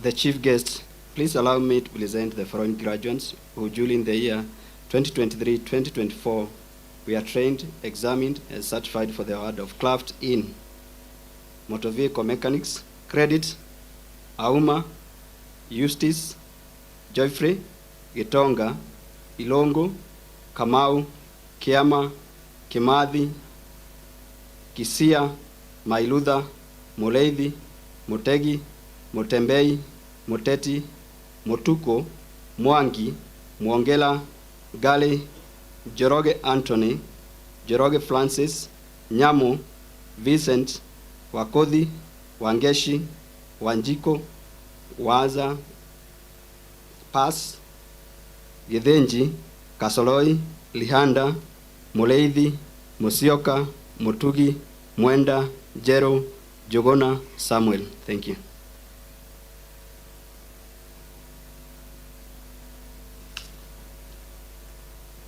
Graduates, kindly remain upstanding until the certificates are awarded.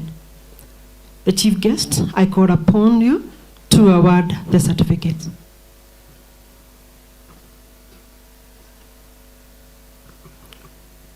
Acting on the powers given to me by the TVET Act number 29 of 2013, I award you the certificate for which you have been trained, examined, and certified. Congratulations.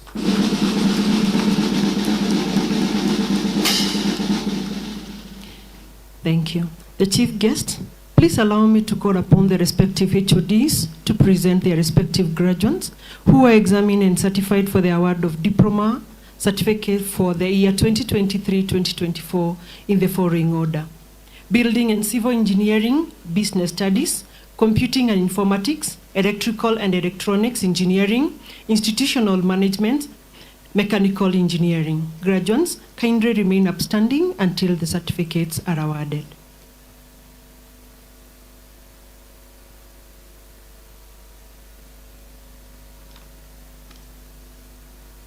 The chief guest, please allow me to present the following graduates who during the years 2023-2024 were trained, examined, and certified for the award of Diploma in Building Technology and Diploma in Civil Engineering.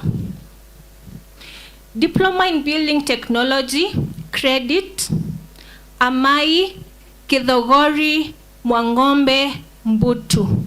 Pass, Abraham Njoki Wamboi Muriera Mutethia. Diploma in Civil Engineering, credit, Komeri Ochieng.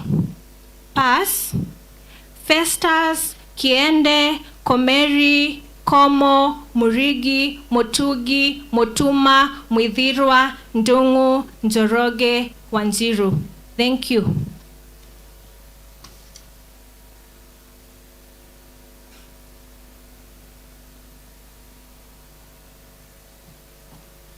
The chief guests, please allow me to present the following graduates who during the year 2023-2024 were trained, examined, and certified in the following diplomas. Diploma in Banking and Finance, credit, Motuma Oluoch Ombati Purity. Pass, Benjamin Kirote. Diploma in Supply Chain Management, Awino Florinda Getao Karuhu Kiprop Madeia Sioki. Pass, Ituma Kinoti Mutethia Valerie. Diploma in Business Management, pass, Muslima.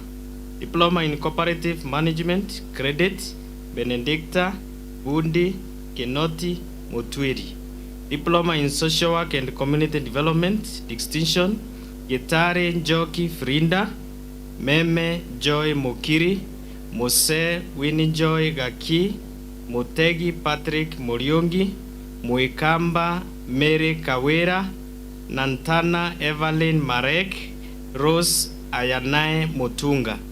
Credit, Flora Mudhoga Peter. Pass, Gaki Karuida Kome. Thank you.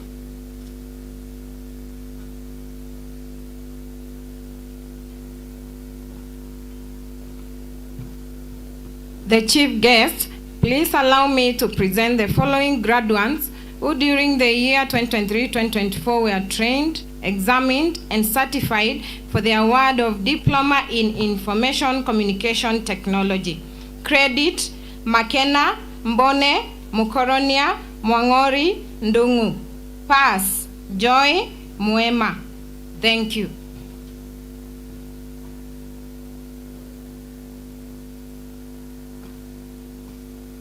The chief guest, please allow me to present the following graduates who during the years 2023-2024 were trained, examined, and certified for the award of Diploma in Electrical and Electronics Engineering Power Option.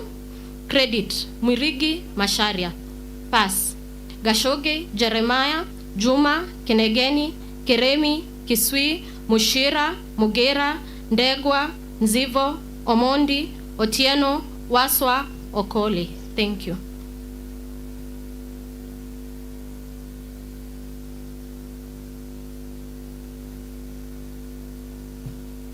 The chief guest, please allow me to present the following graduates who during the year 2023-2024 were trained, examined, and certified for the award of Diploma Certificate. Diploma in Fashion Design and Clothing Technology, distinction, Kendi Lina. Credit, Kajuju, Kanana, Mungadia, Stackers. Pass, Kiremi Mbide. Thank you.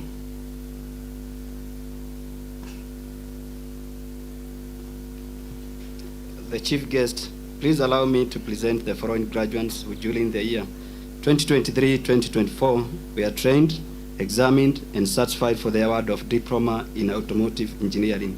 Credit: Mugambi, Mutunga, Mwangi, Mwendwa, Tendwa, Wambula, Pass, Felix, Jefferson, Mangoli, Bae, Muhammad, Mulala, Mugambi, Muinde, Wangeshi, Yvonne. Thank you.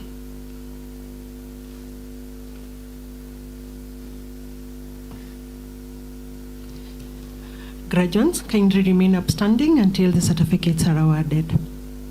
I call upon the chief guest to award the certificate.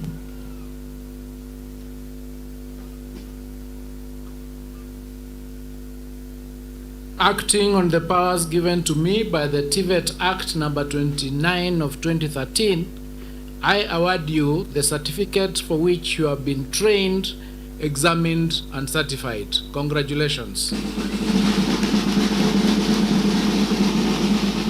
Congratulations, the class of 2025. I kindly ask that we all stand and the band gives us a congratulatory song. All the graduates kindly stand. It's your day. It's a victorious day. Let us congratulate you.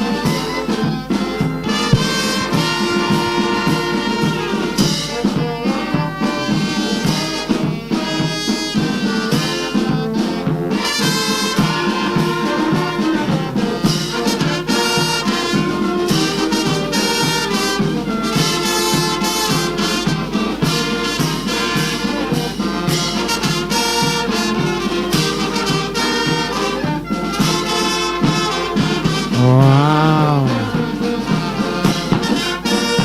Hey. Tumeona mkono wa Bwana, wapi makofi nduru tukishangilia. And graduates, what do we tell our parents? We love you. What do we tell our parents? What do we tell our parents? Jamani, kama umefurahia wacha tu nione mikono hivi DJ, wacha nione mikono hivi, wacha nione mikono hivi, wacha nione mikono hivi. Graduation tuna. Pia mwenzako hai mwambie umefaulu. Just in 1 minute. Weka tu mikono tu.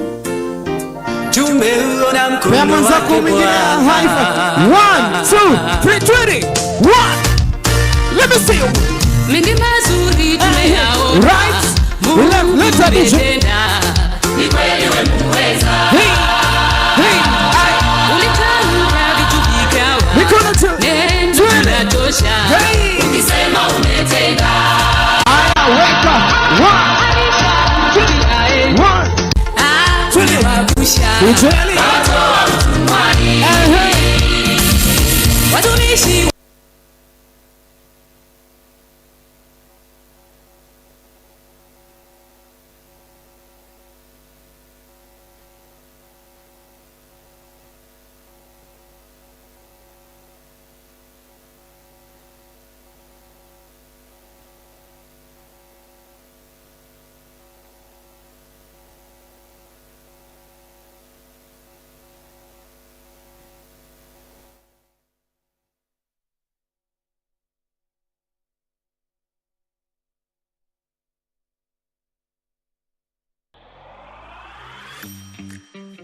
Tukuru mabati kwiri mite jana. Bati kwiri arukire na ogoro. Jangana demoye.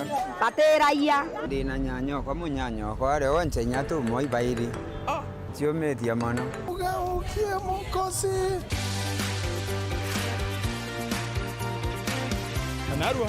Tururia atire. Mtu abati kodora na affidavit ingana ndene mwere na abati kodora na petition ingana ndene mwere. Ndene ya mwere. Watu kulingana na ile tondara tuna chio. Tondara tuna 9. Affidavit. Affidavit.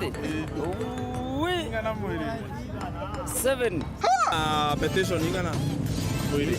Oni ngiwa dati akwa no mugeno tithe chirio ekomi. Petition ingana mwere. Petition nitago ithatu inya. Tona affidavit ekomi sawa. Petition ya to igoti. Hakuna nini shortcut. Unanipata? Hiyo ni makatero. Wananijifiza na jina la Mungu. Wakivaa mavazi ya kondoo na ndani ni mbwa mwi. Uchonja na buruke uringana ya Afrika. Hiyo ni illegal. Imakosa na ni ontre mo Afrika. Dijedo ndo mbiri ochonja. Nyamo akoro kwa mbele yangu.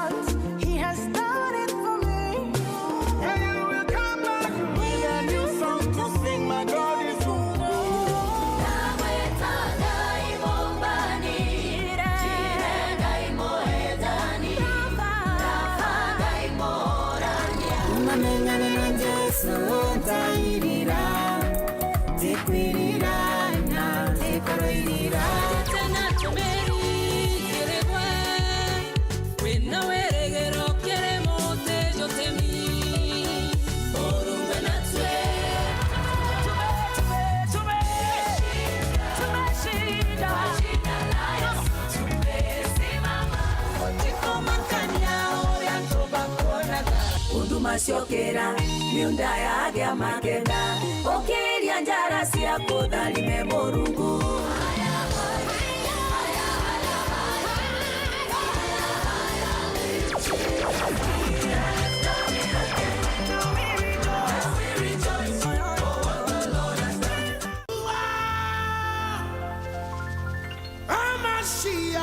Mũrungu aomba kugarura manto chonde. Ara moja mokoro nkathithia atani na ntana muntu agontonithia ariana thaira kuinaina tengo makanya ne atogo chiona yangindioni amba kwethro gitega goka ithombia njera muthako uyu agucoka ne ariuga atiri oni ngacoka kwa baba ndeta kumwera nte ageri. Mũrungu no ukairia muthini tebe. I pick the poor from the dust. Migate ichi tano na makuyu jairi ni etumire antu 5,000 bara na banywa na bitigara. Aritwa plus Thanksgiving equal